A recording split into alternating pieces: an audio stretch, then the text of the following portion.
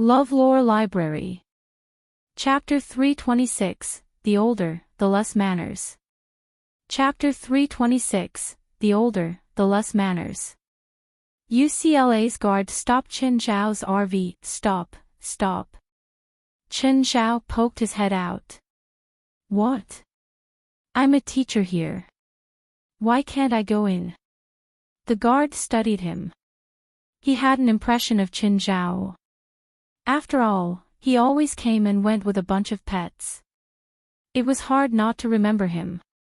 Why are you driving this car to school? Where's your car for everyday transportation? This is my car, Chen Zhao replied naturally. What? This is your car. You're using an RV as a car. Alright, please move. I have to park. If I can't find a spot, I'll park the car in the entrance. Faced with Chen Zhao's threat, the guard could only surrender and move aside. After Chen Zhao parked, Princess shook her fat butt and dragged Briar and Bramble out first. Then Black Ma and White Ma squeezed past the door. Abitos followed closely after. They came out according to size. Chen, are you here yet? Norman's called to threaten him. We've already been soaking in the water for half an hour. If you don't come, I'm going to demand a refund. Okay. I got to the school, but I can't find the pool. Can you take me there? Are you stupid? There are so many people on campus. Just find someone to ask. Alright. Chen Zhao had to admit that this was a solution. However, no one dared to approach Chen Zhao with Princess beside him. Black Ma, go get someone. Black Ma zoomed away and bit a student's shirt.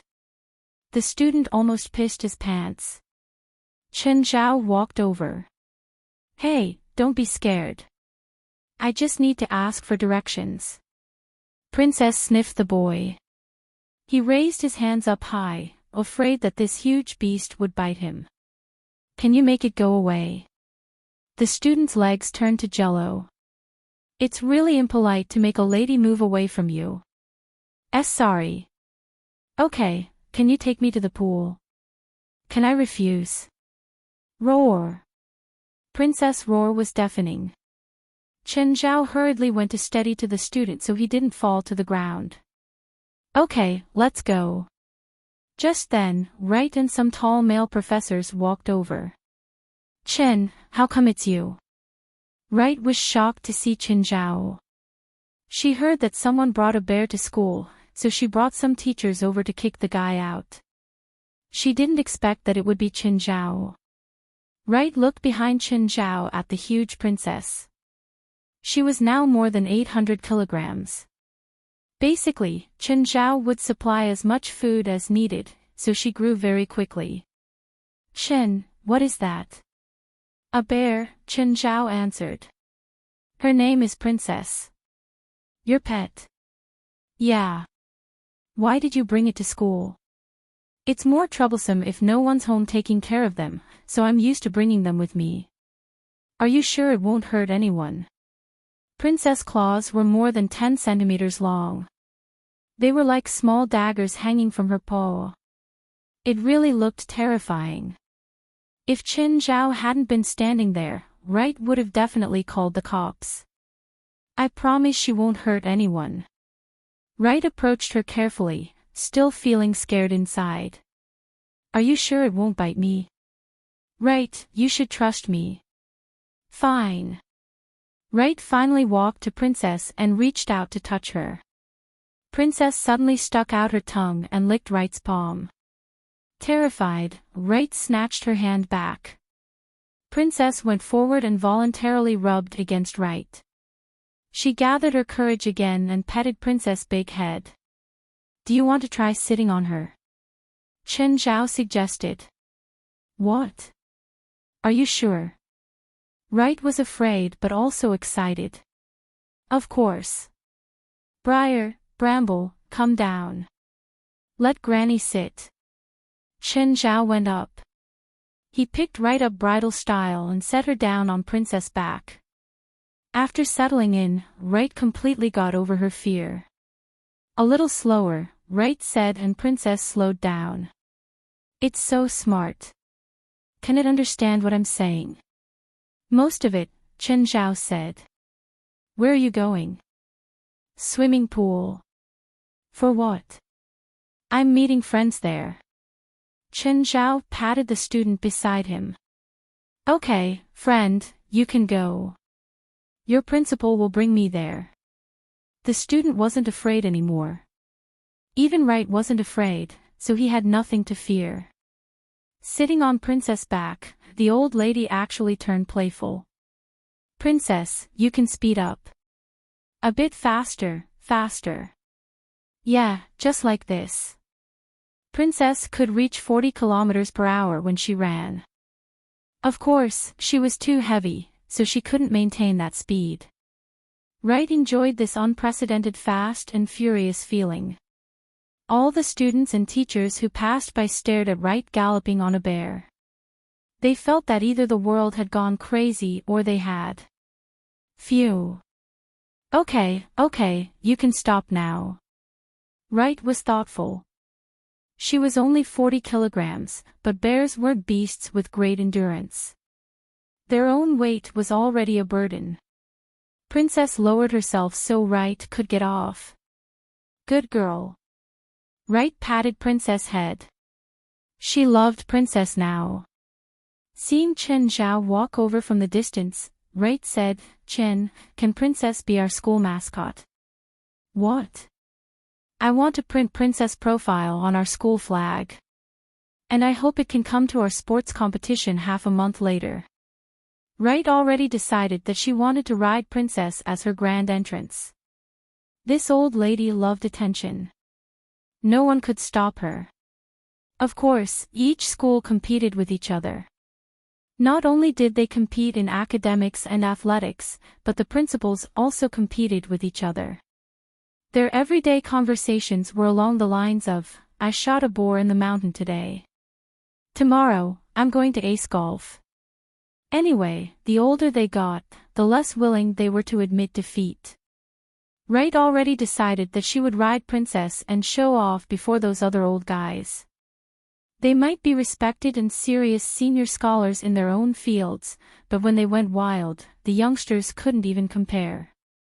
The University of California once had a beast domestication major just because a principal was humiliated by an old friend.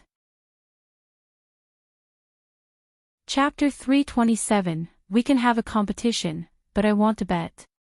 Chapter 327, We can have a competition, but I want to bet. After overcoming her fear of Princess, Right started to enjoy the awe-filled stares of others. She simply looked too imposing with Princess beside her. When Princess entered the swimming complex, she caused many people to scream. A man in swimming trunks grabbed a mop in panic and waved it at Princess. Roar! Princess roared and the man sat on the ground in fear. Normans, don't go there. It's a bear.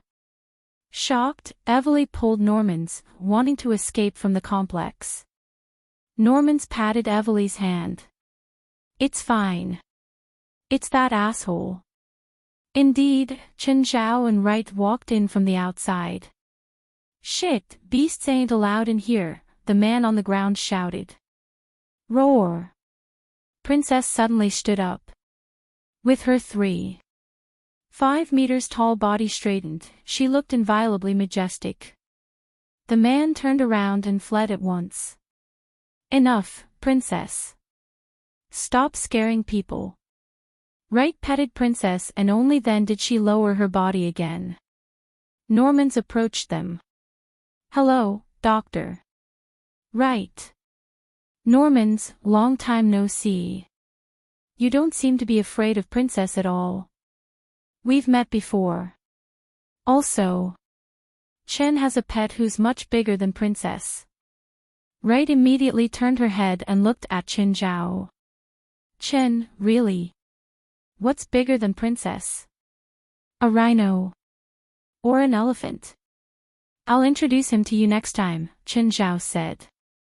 Right, thank you for bringing me here. So you came here for Norman's? Wright asked. Just then, Evely walked over. She knew that Chen Zhao and Wright were close friends. Dr. Wright, Chen is the swimming coach I've hired, Evely said. What? Chen, you want to become a swimming coach? Wright was greatly surprised. Can you? I think so, Chen Zhao said, shrugging his shoulders. You sure? Wright was very doubtful. Just then, the man who had escaped in fear appeared again. Evely, he's your coach. Canterbury inspected Chen Zhao carefully. Contempt was clearly written all over his face. Originally Cantor thought that Evely would hire a retired professional athlete or a coach who had taught famous swimmers before. He did not expect her to actually hire an Asian. Do Asians even know how to swim? Are you sure he can teach you how to swim faster? Cantor said directly before Chen Zhao. Chen Zhao looked at Cantor and then at Normans and Evely. Don't tell me you asked him to come here to pick on me. Normans rolled her eyes. Do you think I have nothing better to do? Fine. Mister, if you have nothing else, please leave. Chen Zhao did not want to waste any time with Cantor. He clearly had no good intention. Evely, I think you really should reconsider carefully.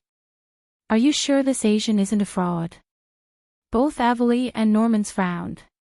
Even Wright looked very much displeased. Mr. Cantor, please mind your language. You're just an external coach, not an official staff of the university. On the other hand, the person whom you just questioned is a lecturer in our college. If you say such words again, I'm happy to fire you and hire a coach who knows humbleness. All right, maybe he's not a fraud. Cantor retreated. Just like what Wright had said, he did not want to lose the job, but it did not mean he would accept Chen Zhao.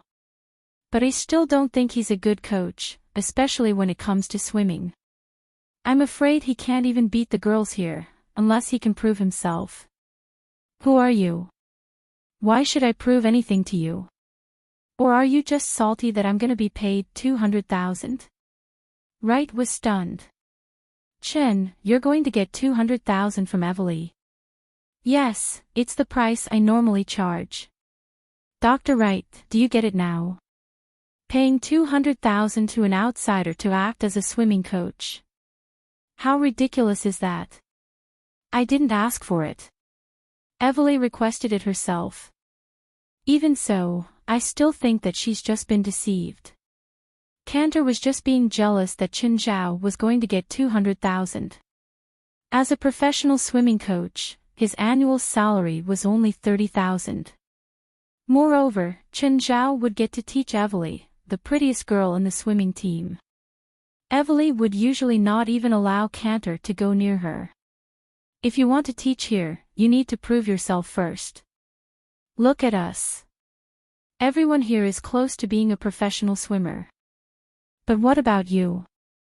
As a swimming coach, you might not even beat the girls here. Which means that if I beat the girls here, I can stay. Is it? Chen Zhao asked. Cantor smiled. He was waiting for this moment. Gina Lisby, come out, Cantor called. A tall and well-proportioned girl walked out. The girl had long limbs and was about 1.75 meters tall. One could tell from the muscles on her arms and thighs that she was a talented swimmer.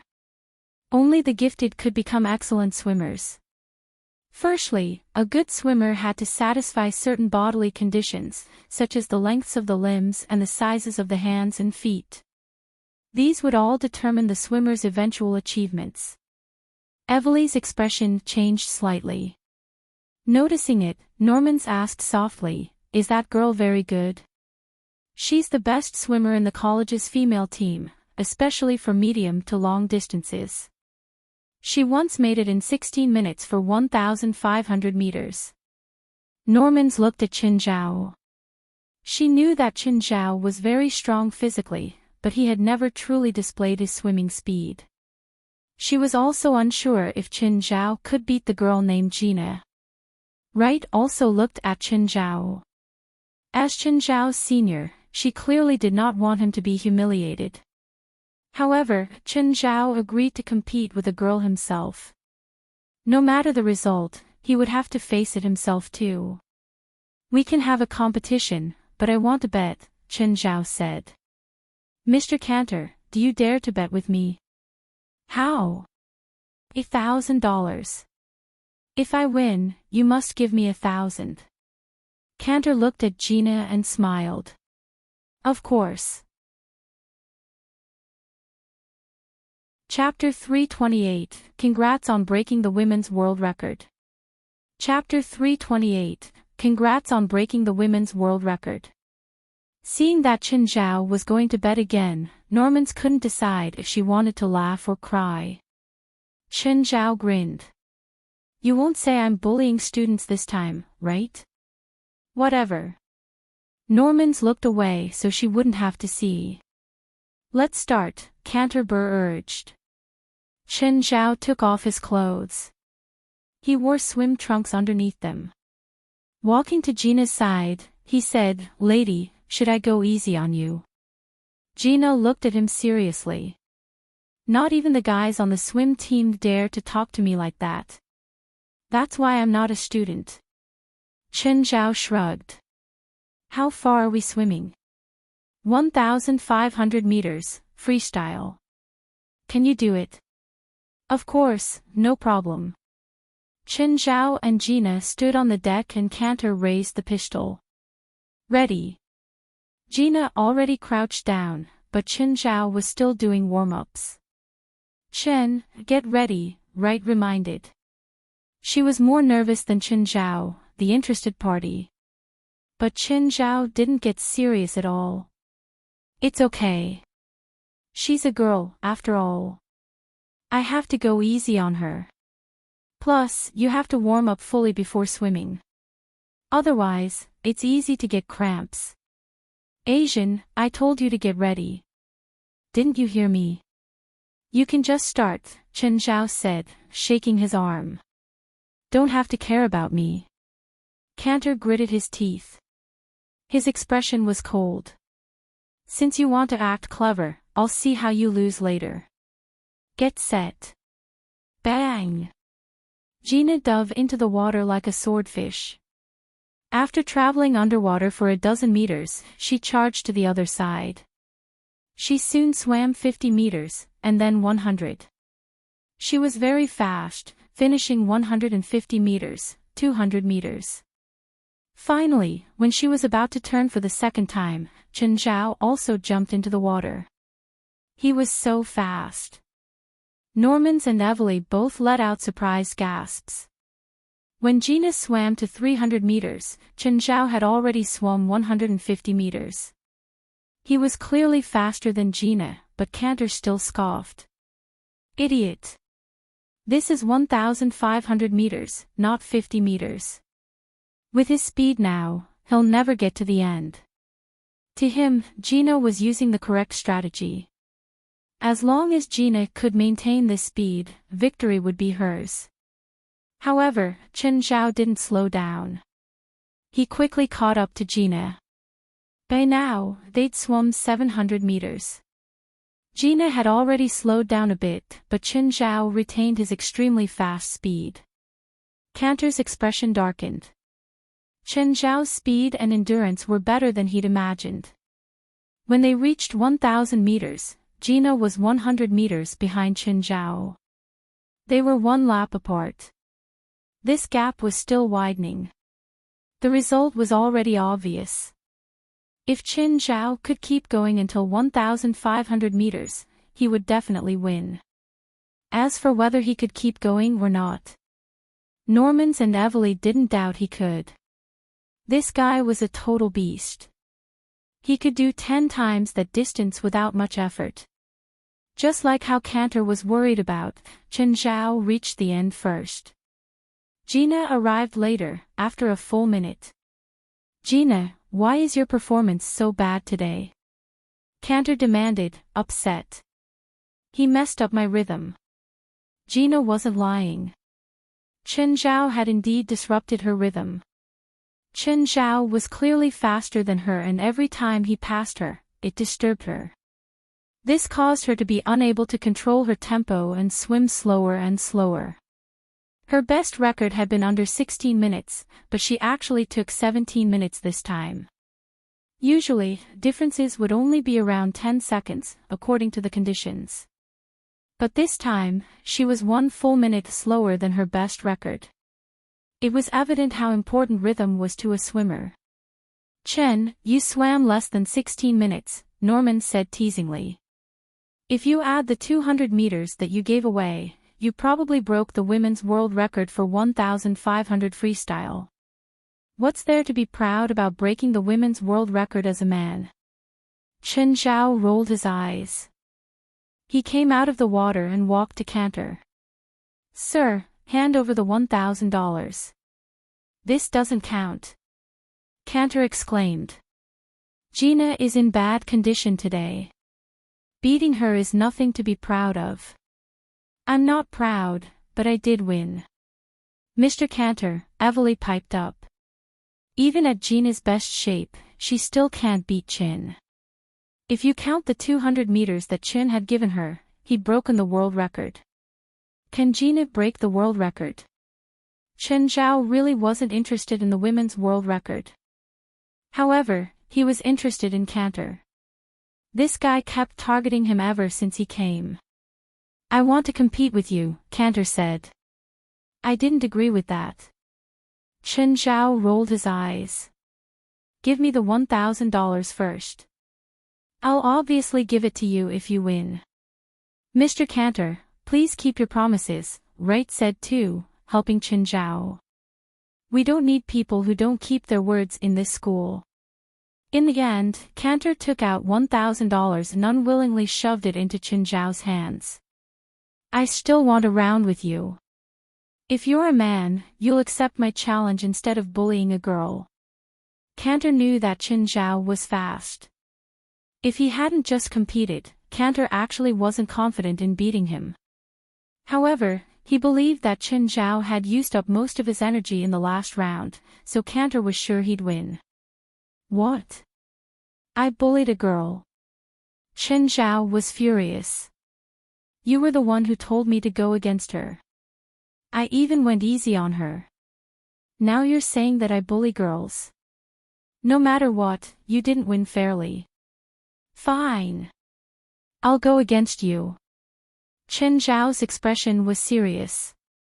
$5,000. "If you dare to accept that bet, then let's go." Cantor's expression changed. $5,000 wasn't a small number. But if he won, he would have made $5,000. "I hope you won't regret it," Cantor said, sneering. Chapter 329, Go, You Can Do It. Chapter 329, Go, You Can Do It. "Chen, are you still alright?" Wright knew that an athlete could hardly compete again immediately after a competition. Therefore, she was very worried for Chen Zhao's stamina. "Not at all," Chen Zhao said. "Are you too tired?" "No, I just hate swimming competitions, because I can't talk at all. It just sucks to be unable to talk during such a long competition." Evely suddenly recalled that when Chen Zhao was competing with Grint in the long run, he verbally harassed Grint throughout the journey. Her face darkened at once. This asshole is simply unsatiably shameless. "Aren't you getting into position? Are you trying to waste time?" Cantor urged. Cantor obviously hoped to have the competition as soon as possible. The quicker it happened, the less Chen Zhao's stamina would recover and the more likely he would win. As for fairness, there was no fairness in competitive sports. If there were fairness, foul tactics would not have developed. In any era, only the winners would be remembered. Only the winners could speak. Chen Zhao stood on the platform and glanced at Cantor. Evely looked at Chen Zhao's back. "Normans, are you sure he can win Cantor?" Cantor isn't slow, and he just swam 1,500 meters. If he can't even swim for such a short distance, why should he charge you 200,000? Norman's assured, unworried. Although Norman's had said so, Evely still felt that it was risky. She was an 800-meter freestyle swimmer. She knew well how tiring it was to swim 800 meters at full speed. Not far away, Gina had been sitting beside the pool, drinking nutrient water since the end of the competition. One could deduce how exhausting a 1,500-meter freestyle competition was. Swimming 3,000 meters slowly and two 1,500-meter freestyle competitions were two entirely different concepts. Wright was just as anxious as Evely. She was similarly worried about Chen Zhao's stamina. Nevertheless, Chen Zhao, already standing on the platform, was out on a limb. Get ready. Wright gave the command this time. Chen, be more serious. Fine, I'll be serious this time. Chen Zhao finally bent his body properly. Bang! Chen Zhao and Cantor jumped into the water almost simultaneously. No, Cantor was slightly faster. Cantor jumped the gun, Evely said. Doesn't matter. Just wait for the outcome, Norman said calmly. Chen Zhao was too fast. Almost instantly, he was already one body length ahead. He reached 50 meters and turned around first. And then came the second, and the third. When Chen Zhao turned for the fourth time, Cantor had only just made his third. Their difference was too obvious. Cantor had already noticed that Chen Zhao was way faster than him. Now, he could only pray that Chen Zhao would run out of stamina halfway. Normans, how much time has passed? Evely asked softly. Normans glanced at the stopwatch in her hand. 6 minutes and 20 seconds. He's already swum 700 meters, right? Yes. If he maintains this speed, he will break the world record. Evely looked at the swimming Chen Zhao. By then, Chen Zhao's speed had decreased slightly. Evely heaved a sigh. She had indeed been overthinking. If a world record could be broken so easily, it would not have been a world record in the first place. Nonetheless, a Chinese had set the world record for men's 1,500-meter freestyle. Is the Chinese really more talented at long-distance freestyle? Finally, Chen Zhao reached the end. Normans pressed the stopwatch. 14 minutes and 12 seconds. Chen Zhao climbed out of the pool.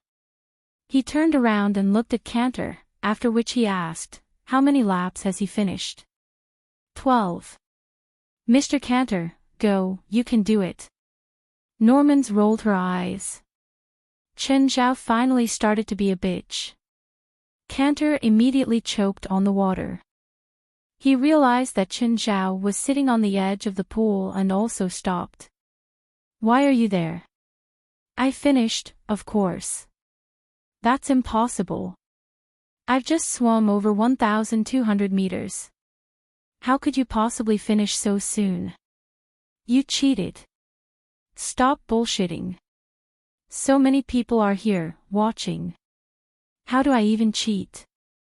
Chen Zhao said emotionlessly.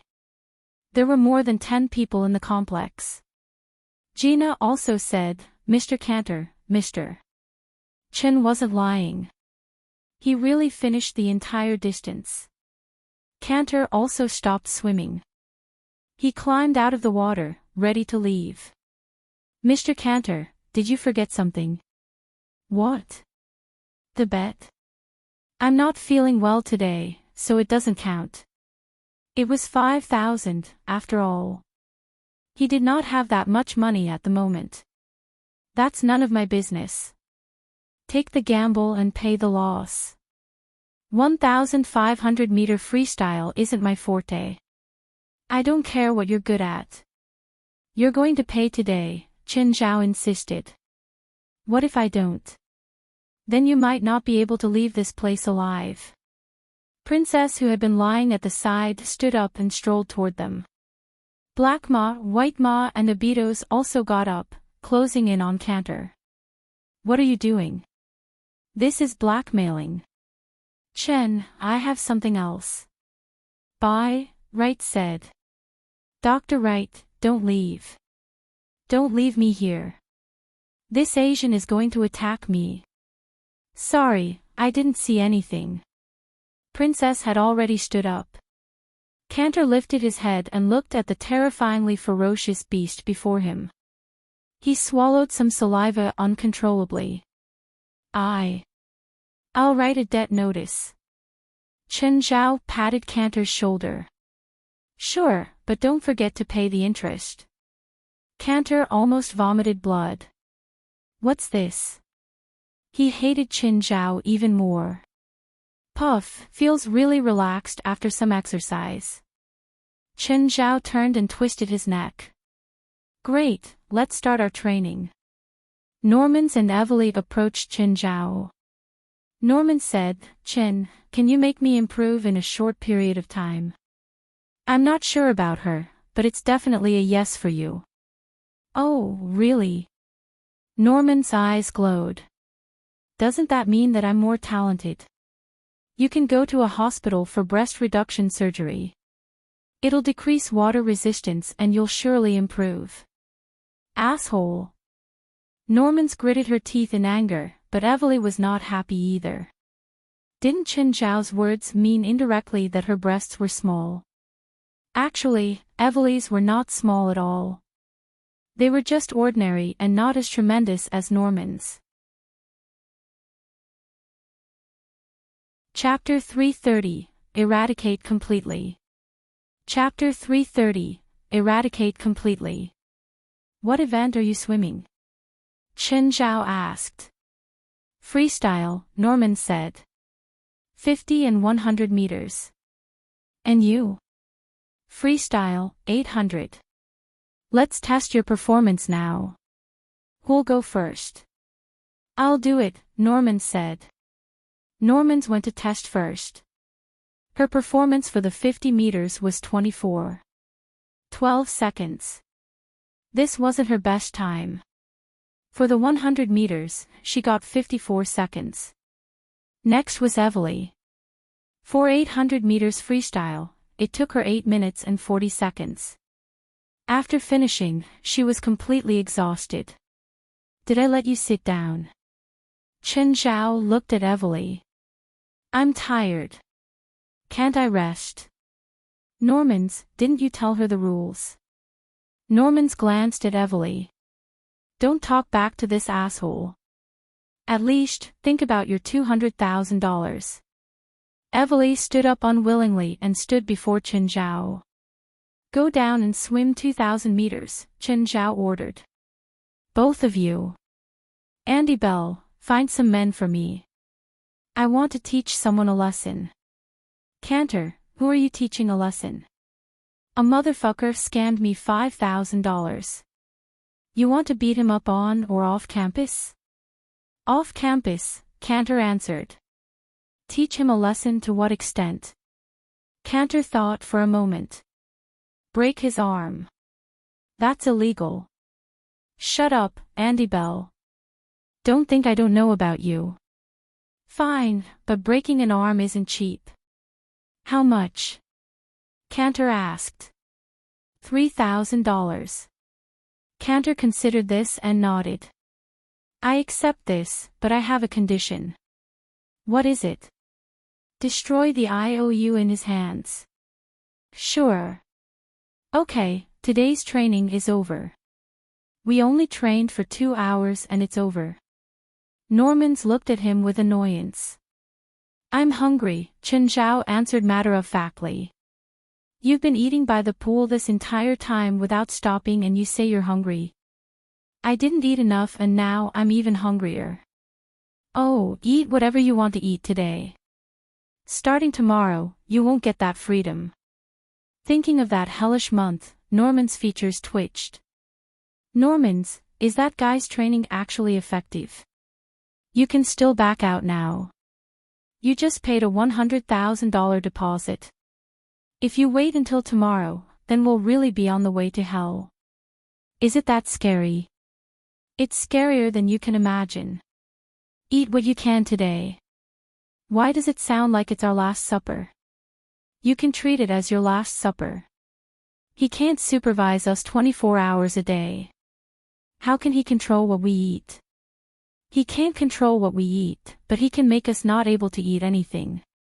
Impossible. He can't do that unless he imprisons us. That's all I'll say. Good luck. Chen Zhao didn't notice an SUV following his RV. Andy Bell, are we really going to attack the owner of that car? Andy Bell's face darkened. The guys he found all wanted to back out. It wasn't just them. Even he wanted to back out too. He didn't know the identity or status of their target, but that was a $3 million car. If the target wanted to find them, it wouldn't be hard. Cantor gave them $3,000. There were 8 guys in the car. This meant that each one would get less than $400. Pissing off a millionaire for $400 was clearly a stupid choice. Just then, a guy sitting in the back seat said, "That guy is driving such a nice car. He should be rich, right?" The atmosphere in the car turned ambiguous. They were all ruffians who stole a little or fought every other day to make money for drugs. But now, someone seemed to want to do something even worse. This made some of them feel uncomfortable. But then someone else said, "If we steal the car, we'll be rich." Everyone was tempted. Right, they didn't have to kidnap someone. Stealing a car could work too.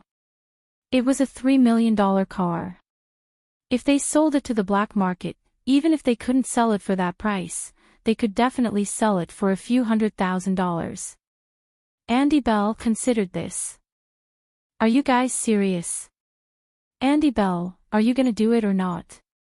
If you're not, then we'll do it alone. To be honest, Andy Bell was tempted too. If this really could work out, they'd get a few $100,000. It was also risky though, and they had a lot of people. Not everyone would have the same heart. If anyone leaked information, it would be a disaster for them. In America, you could offend anyone but the wealthy. Who has a gun? Andy Bell asked. Andy Bell, you want to kill him? Just in case. Eyes flashing, Andy Bell continued, anyone who wants to back out can do it now. Hey, Chen, Risvar called on the phone. We captured a dozen guys. You might be interested. Captured a dozen guys. Chen Zhao was confused. What did this have to do with him? Why would he be interested? They're Mexicans, Risvar said. Chen Zhao furrowed his brows. Mexicans? Yeah. These guys wanted to attack you. Where? There's a street sign around 30 kilometers to the east of Highway 12. Turn left there. In the desert. A dozen people is troublesome to take care of in the city. Chen Zhao could tell that Risvar wanted to kill these people. He considered it. This time, he didn't have any of that fake compassion. After all, this gang was too problematic. Even keeping one would cause endless problems. It was better to eradicate them completely. After all, Chen Zhao wasn't alone now. Fali was with him. If he was threatened, Fali may be affected as well. Thus, eradicating completely was the best choice. Since Risvar was willing to help him to this extent, there was no reason for Chen Zhao to keep hiding. At the very least, he couldn't stay out of it. Okay, I'm coming, Chen Zhao said. Chapter 331, Wrath.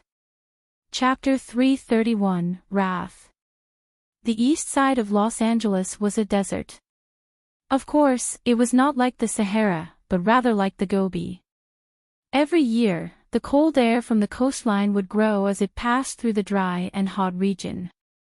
By the time it blew toward the middle and eastern states, it would turn into a hurricane. According to Risvar's guide, Chen Zhao drove onto an abandoned road. The road had probably been built in the 70s or 80s. The yet-to-be-removed billboards on the sides fully illustrated its age. Such a place might not even receive a single visitor in an entire year. After driving for over 10 kilometers, even the road disappeared completely. Only stone fragments remained. Chen Zhao drove the van onto the stony path. It was not totally barren but filled with some grass. The sea breeze from the southwest would bring some moisture and nourish the soil. Chen Zhao saw a shabby wooden house in front, where a few cars were parked.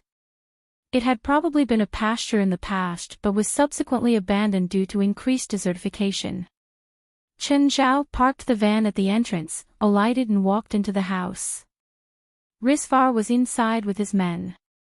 On the ground, there were more than 10 Mexicans who had been tied up tightly. Even their mouths were sealed. "Chen, you're here." Chen Zhao and Risvar hugged briefly. Then, Chen Zhao looked at the Mexicans. "Didn't expect that many. They're a small family. Odutra is an important member among them, but now he's jailed because of you." The new leader of the Mexican gang pushed them out of the gang and snatched their power and money, so they hate you to the moon and back. "We found these on them." Risvar opened a bag. Chen Zhao saw many photos of him and Fali inside. There were also various kinds of guns and ammunition, even grenades and self-made bombs. When Chen Zhao saw these, he broke out in cold sweat. If they had used all these on Chen Zhao and Fali, they would probably have died. "I feel cold." One of Risvar's men suddenly made a ridiculous remark. Risvar frowned. Even though it was February, they were in a desert. In the day, the temperature was at least 86 Fahrenheit. "Chen." Risvar pushed Chen Zhao. Chen Zhao was jolted back to reality at once. "Huh? What happened? What happened to you?" Chen Zhao rubbed his forehead. "I'm fine. Johnny, leave with your men." "What?" Risvar was clearly puzzled. "You want to let them go? Or you want to kill them yourself?" "Chen, listen to me. Let my people bury them. It's the best way." Risvar felt that even if Chen Zhao wanted to kill them, he would be unable to bury all the corpses himself. He might as well let Risvar's men do it. They could dig a large pit and bury all the gang members. Nobody would ever discover the missing Mexicans. "I know what to do." Chen Zhao sounded cold. Chen Zhao was very clear-headed at the moment, but he was just not in the right state. He recalled the night when Jonal and Bart broke into his house and attempted to rape Fali. He was also in a state of wrath. At the moment, the same emotion appeared again. Chen Zhao felt that he was in a strange condition, as if the rage from both occasions had combined. He tried his best to suppress his anger, afraid that he would lose control. Therefore, he hoped that Risvar and his men could leave when he could still control himself. "Shen, my men and I will wait for you on the road outside." "Okay." Chen Zhao stood before the group of Mexicans. A patch of shadow appeared behind him. The Mexicans were even more horrified as they kept making muffled sounds. However, their mouths were sealed by tape and they could not speak at all. Risvar was somewhat worried. Chen Zhao seemed very unusual. After some consideration, he said to his men, "Go to the other cars and leave. I'll drive back and check on Chen." "Boss. I'll be fine. Just leave." Risvar chased all his men from the car, after which he drove toward the house. The house was in complete silence. Risvar was very confused. Has Chen Zhao not started to kill them yet? He alighted from the car. At the instant he pushed the door open, he saw a black thing behind Chen Zhao's back. Chen. You. Immediately, the darkness behind Chen Zhao vanished. Chen Zhao also woke up at once. Johnny, why are you back again? I'm worried for you. Aren't you going to kill them? Risvar looked at the people on the ground. Horror was written all over their faces. It was as if they had just seen a monster. Did they see it too? Suddenly, they heard a car stop outside. Bang! Before Risvar knew it, he was shot in the back. Chen Zhao quickly dashed forward and hugged Risvar. In the next instant, a dark shadow appeared behind Chen Zhao and expanded wildly. A black, one-winged lion charged out from the darkness. There was only one emotion on the one-winged lion, wrath. Andy Bell and the other 7 people had already decided to kill Chen Zhao and snatch his van. Hence, when they alighted from the car, Andy Bell fired his gun directly. Only after killing Chen Zhao would they think about retreating. The person he shot was not Chen Zhao. However, since they had the plan, they would not care if they had to kill one person or 2. Just then, a black thing broke through the door of the wooden house. It was a black lion, but it had a wing on its back. The lion started to attack them without hesitation. Andy Bell and his friends fired in shock. But it was useless. Bullets did not slow the lion at all. Andy Bell was the first. The black lion tore him to pieces. Run! The black lion just stood still and looked at the 7 escaping gangsters. As the 7 people ran, they suddenly stopped. Then, a black man leaped at another person. Dave, you fucked my woman, right? You fucking adulterer. Go and die. Mill, you broke my new phone last time, right? It's definitely you, don't explain. You asshole. I'm gonna kill you. You snatched my woman. You ate the jelly in the fridge. Stop shouting at me. I'm not your pawn. The 7 gangsters all went mad. They began to attack and smash each other with the rocks on the ground. It was as if they were all irreconcilable enemies. They had forgotten about pain and there was only one emotion on their faces, wrath. Chapter 332, Meow, I am the King of Wrath. Chapter 332, Meow, I am the King of Wrath. The dozen people in the room didn't have horror on their faces anymore either. Instead, it was fury. One of them broke the rope around him. But instead of attacking Chen Zhao, he pounced on the man beside him. It's all your fault. If you let me be the boss, we wouldn't have been held back by that stupid Odutra and lose everything. It's all your fault, all your fault. The others all broke their ropes and attacked each other as if they'd lost all reason. Chen Zhao treated Risvar while looking at the madmen both inside and outside. They might have had some small problems before, but it all turned into harsh murderous intent now. The black-winged lion was undoubtedly a demon. However, it started shrinking. Slowly, his body went from a lion to a small cat. Even the wing disappeared in the end and it became a true kitty. Meow. The laws of the human world had started restricting him and his power. The restraint was the strongest on him though. Beelzebub had at least become a Shar-Pei, but this guy turned directly into a kitty. You're probably the subordinate of Wrath, Chen Zhao thought.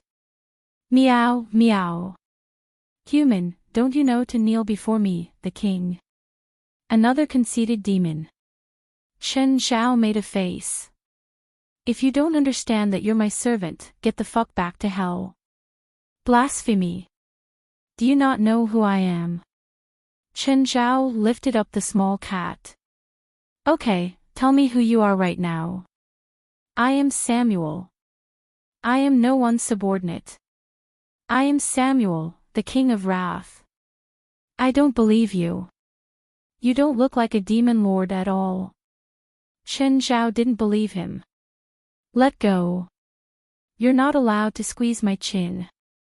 Otherwise, I'll rip you apart.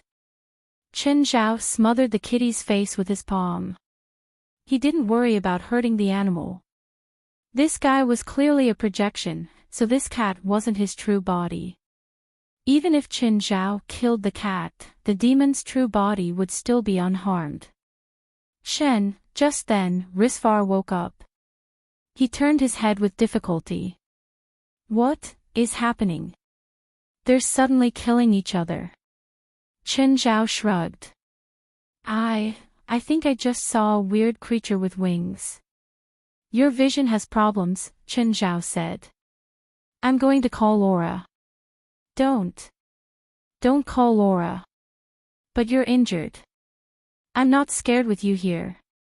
How many days will it take to recover? 3 days.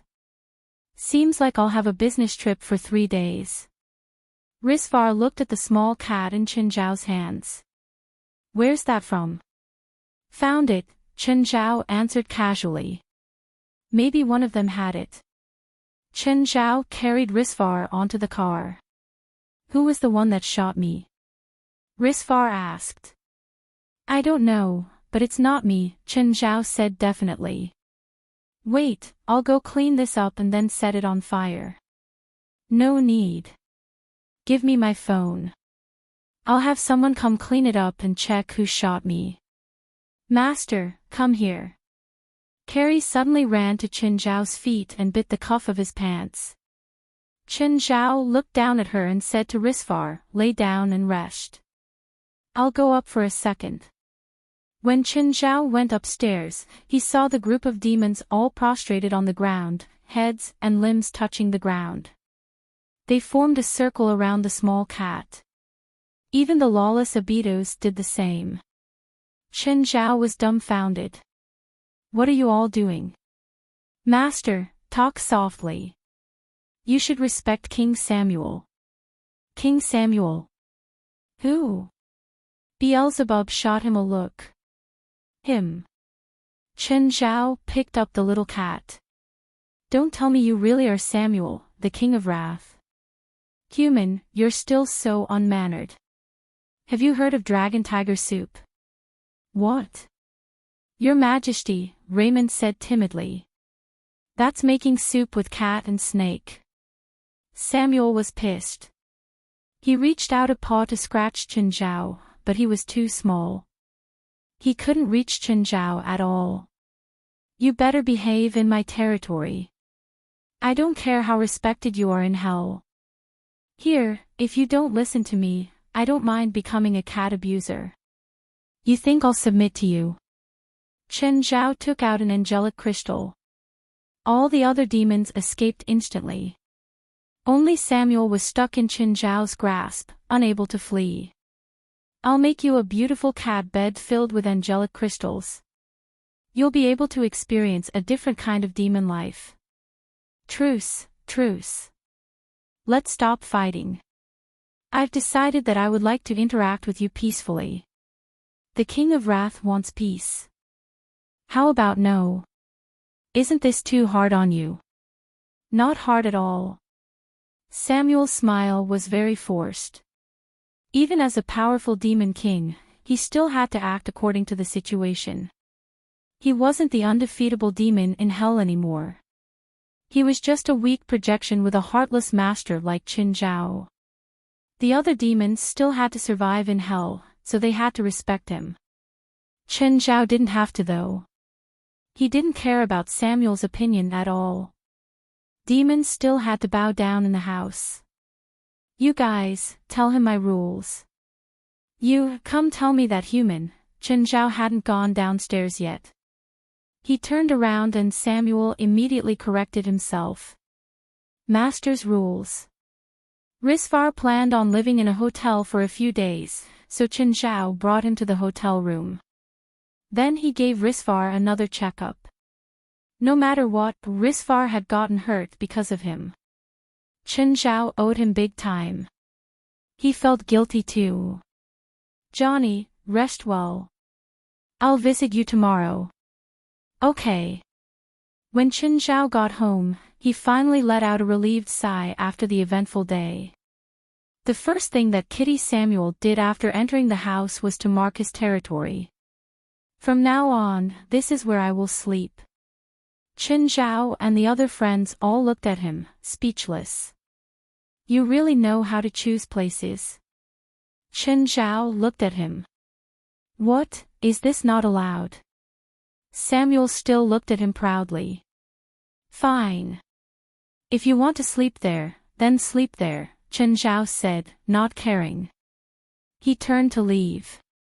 Raymond, that human's tone is odd. Is there something special about this place? Chapter 333, A Demon King's goal should be to destroy the world. Chapter 333, A Demon King's goal should be to destroy the world. King Samuel, it's a pan used for frying. What's frying? It's basically a place where humans make food. What? I just picked a place where humans make food. Samuel's fur stood up again. Calm down. Calm down. King Samuel, Raymond quickly comforted. Fine, follow me to check out the place. Samuel chose another place. How about here? King Samuel, this is where humans defecate. Here. It's a fridge, a place where humans store food. Suddenly, a carton landed before Samuel. As if it was his instinct, Samuel immediately jumped into the carton. Ha! What happened? Samuel looked at Chen Zhao. Who? Master, what spell did you cast on me? Why did I jump into the carton uncontrollably? Chen Zhao rolled his eyes. Indeed, whenever a demon turned into an animal, it would automatically possess the relevant instincts. It'll be your home from now on. What? This tattered box. It's a humiliation to my identity. But it seems you like it a lot. I'm hungry. Chen Zhao found a milk bottle. Faith had left it here and Chen Zhao had nothing better to give to Samuel at the moment. In the courtyard, Chen Zhao lay against Princess, looking at Samuel sucking the milk bottle which was half his size. Samuel, have you never been to the human world before? No. By the way, I heard from the other demons that whenever you demons come here, you'll contaminate the human world. Since you're a demon king, you should be able to do the same, right? Didn't I contaminate that region when I arrived? All the humans were contaminated with my wrath. And then the principals came and suppressed my power. But why did you become so weak? I'm a weak projection, I agree. Beelzebub and the rest are also subordinates of the 7 sins, but they're not as weak as you are. The stronger a demon's true form is, the more he will be suppressed. As an analogy, if a normal soldier enters a hostile country, the country may send a soldier to arrest him. However, if it's a general, the hostile country will send an army. Your power is to make people angry, right? I'm the great Samuel. Do not think I'm that simple. Chen Zhao threw a small ball out and Samuel instantly leaped at it. Human. You. Ha. Master, what spell did you cast on me? Why couldn't I control myself? You said you're not simple. What other abilities do you have? I'm the only demon king that can grant power to others. Even in the human world, my power is limitless. How? Show me. Samuel began to stare at Chen Zhao, and Chen Zhao also waited patiently for Samuel's power to act. However, after a long while, nothing happened. Excuse me. My power can't affect you, Samuel sighed, discouraged. You're a strange human. Can you cast it on Princess? Of course. Samuel looked at Princess who was behind Chen Zhao. Suddenly, Princess stood up and a fierce look appeared on her face. Is it working? Yes. Every individual has a certain threshold, above which he or she will be devoured by fury. So there's a side effect. Chen Zhao patted Princess's back. Only then did she calm down slowly. To be blunt, Samuel's power was like a stimulant. His power could stimulate the target, increasing his or her power for a short duration. However, if he used too much power, the target would lose control emotionally. Wrath would consume all rationality. Feels so useless. Chen Zhao twitched his lips. What? You said my power is useless. Yes, very useless indeed. Not as useful as Beelzebub's or Raymond's ability, or Carrie's, or even the sloth power of Amon Beria. Tell me who your enemies are. I'll go and kill all of them now. I want to prove that I'm more useful than all of them. I don't have enemies, and I also don't need you to kill anyone for me. I'm a doctor. Can you think of a way to apply your power to medicine? Fine. Maybe I can't help you to save people, but I have many large demons under me. They can help you. Please. I can't summon them, and even if I can, it's their power, not yours. They're my men. Their power is my power. How do I summon them? Why don't you become my believer? Become a believer of the King of Wrath and you shall receive indefinite honor. I'll grant you power like you've never seen before. Chen Zhao finally received his first normal demon. What should a normal demon be like? He should aim to either rule the world or destroy the world. Samuel was unlike the other demon pets Chen Zhao had, who only knew how to obtain free food. Why do you want believers? Isn't it obvious? The more believers I have, the stronger I will be in the human world. If I have a sufficiently large pool of believers, the entire human world will be mine to rule. By then, you'll be my spokesperson. How's that? Did catnip destroy your brain already? What's catnip? Chen Zhao took out his phone. Fali, when you come back, go to the supermarket and buy a pot of catnip. Do we have a cat? Picked up a little cat on the way. Soon, Fali came back. When she saw Samuel, she could not help but display her maternal love. She grabbed Samuel and kept rubbing him. Human, save me, quick. This woman is so scary. Help me. Meow.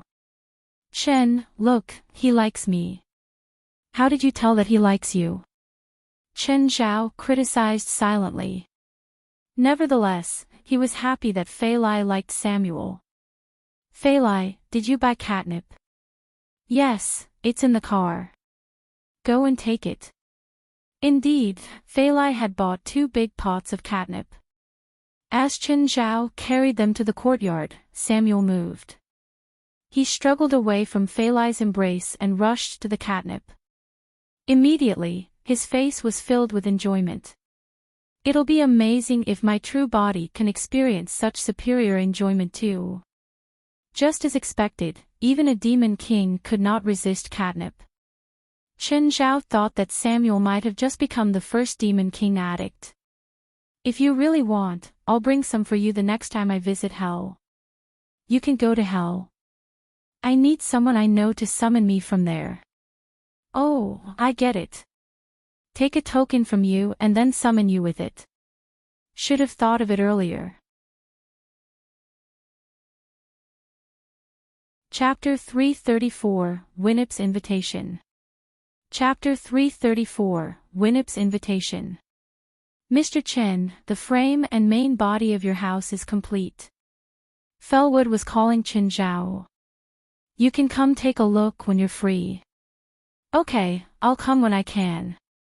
Fali grabbed a bear and joined Chen Zhao in Princess' arms. Ever since Princess came to their family, she became their personal sofa. Nothing was softer or bouncier than her body. Who called? Mr. Felwood, Chen Zhao said. Our new home is almost done. How soon is almost? In about a month. Chen Zhao thought about it. Only interior design was left. One more month. Fali was a bit let down. No matter how this place was, it still wasn't their home. We're almost there. We'll have a new home soon. Chen Zhao thought that it was about time to ask Bant about ordering furniture. Just then, his phone rang again. Hello. Chen, it's me, Winnip. Winnip, good evening. Fali glanced at him. Why was her mother calling Chen Zhao? Is Fali beside you? Yes, do you need to speak to her? Just turn on speakerphone, Winnip said. Hi, Mom. It's almost your dad's birthday, Winnip said. Are you two free on the 18th? Fali glanced at Chen Zhao, who immediately nodded. Yes, I'm free. We'll go visit Sacramento for a few days, Fali said. Sacramento was where the California state government was. The headquarters of Winnip's supermarket chain was also located there. After hanging up, Fali looked at Chen Zhao, asking, Chen, are you sure you have time? Of course. I promise. Chen Zhao hated Laurent. If possible, he obviously wouldn't go celebrate Laurent's birthday. However, he was Fali's father. So what if Chen Zhao hated him? Sacramento was only 600 kilometers away from L.A. It was only a 1-hour flight. If they drove, it wouldn't be over 7 hours either. Should we drive there? Fali asked. This way, we can bring Princess and the others. If we go by plane, we'll have to leave them here. Sure. Chen Zhao nodded. Oh, I think we should get a driver. Driver for what? Drive the car, obviously. This way, we can play in the back. Who would be willing to drive for us? For, obviously. She can be our driver. Since it's your dad's birthday, she has to go too. Oh, that's a good idea. There were still a dozen days before Laurent's birthday though, so they weren't in a hurry. Next day. After Fali went to work, Chen Zhao first went to the hotel to check on Risvar. He'd recovered quite well. After all, Chen Zhao cared for him personally and used his special ointment. After that, Chen Zhao went to UCLA. When he reached the pool, someone came out hurriedly and crashed into him. You're okay. Cantor froze when he saw Chen Zhao. Oh, it's Mr. Cantor. Are you ready to pay me back? Chen Zhao smiled, but inside, he wondered what Cantor meant by, you're okay. I'm busy. Don't have time. Cantor looked like he was in a hurry. Looking at his back, Chen Zhao narrowed his eyes. This guy was a bit weird. Just then, Norman's hit Chen Zhao's back. What are you standing there for? Procrastinating again. Chen Zhao shook his head. Come on, let's start today's practice. Evely had already changed into her swimsuit and had been waiting by the pool for a long time. Swim 10 laps as a warm-up. 2 hours later, Chen Zhao brought over 2 servings of food. He'd prepared it himself. Of course, he'd also added some special ingredients to the food. Okay, this is your lunch. Chen Zhao placed it before Evely and Norman's. This isn't enough. Don't you know how exerting swimming is? Evely saw that her lunch was mostly fruits with a bit of meat and fish. This was definitely not enough for her. If she only ate this little, she would be exhausted by the afternoon. On the other hand, Norman's dug in without complaint. She was used to Chen Zhao's tricks. No complaints or struggles were effective. Plus, she'd asked for this training, so she had no reason to refuse or fight back. She knew that it was useless, just like how Evely's complaints were useless now. After lunch, Chen Zhao had them continue to practice while he went to sleep in the RV. Normans, I'm still hungry. Let's go eat. No, stay here and practice. You were the one who wanted him to be your coach, but now you're going against his orders. I'm not going against his orders. I don't have the energy to train. How do I train if I didn't eat enough? I'll continue training. If you want to eat, go eat by yourself. Fine. If that asshole comes back, don't say I went to eat. Just say I went to the bathroom. I know. Evely put on her jacket and ran straight out of the pool. She bought a bunch of snacks from the school supermarket and sat on the grass, ready to start. But as soon as she took a bite, she felt nauseous. What was going on? Why didn't she have an appetite? It must not be her taste. She switched to a sandwich, but she spat it out after a bite. She couldn't drink anything either. She couldn't eat any of the food. How could this be? Why didn't she want to eat at all? Evely wanted to cry. She'd spent so much money on snacks and had wanted to eat happily. In the end, she couldn't eat anything. Just as she was about to throw it all out, Beelzebub ran over, drooling with his tongue hanging. Evely was pushed down. Princess had crashed into her from behind. All of the food was scattered on the ground. Soon, Chen Zhao's pet army started their robbery. Evely turned around and saw Chen Zhao standing there. Why are you here? I didn't eat anything. I know. Back to the pool. Start training again. After returning to the pool, Evely felt extreme hunger. Seeing her get in the water, Norman swam over to her. Did you feel like you couldn't eat anything and then get hungry after you get back? Yes, what's going on? You feel this too? No, I don't, but I know this feeling. That asshole put something in our food. If we eat behind his back, we'll feel nauseous if we try eating anything. But as soon as we leave food, we'll feel hungry. We can only eat what he agrees to or forces us to eat. Chapter 335, Gang. Chapter 335, Gang. Evely finally knew what hell felt like. She could not even object now. She spent 200,000 to experience hell. As a punishment, she had much more training than Normans today. Normans, you can come up and rest for 10 minutes. Evely, continue to swim 20 laps at the usual speed. Why do I have to swim for another 20 laps? You're doing 800 meters freestyle, while Normans is doing 50 and 100 meters. Your training is obviously different. Evely was speechless.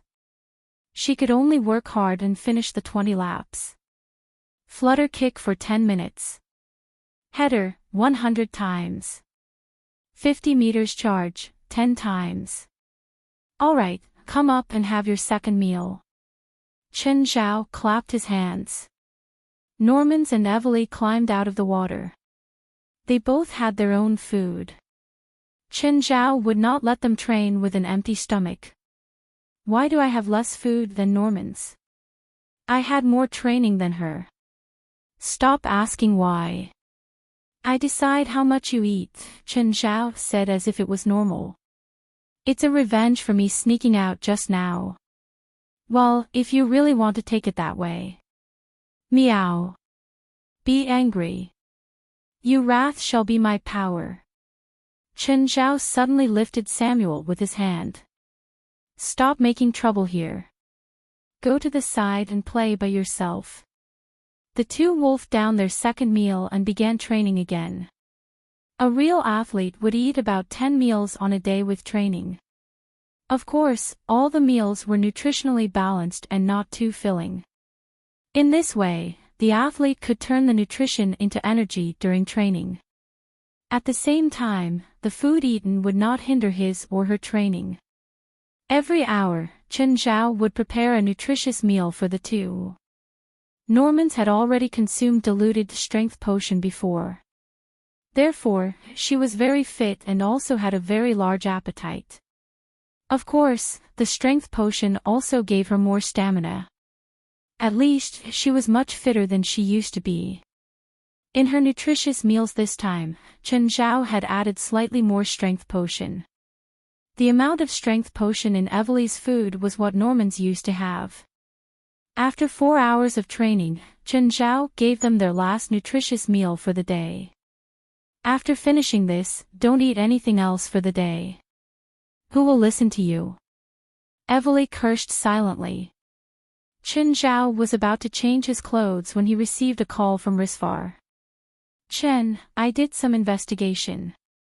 The group of people yesterday was there for you. What? You sure? They are members of a local gang, led by a person called Andy Bell.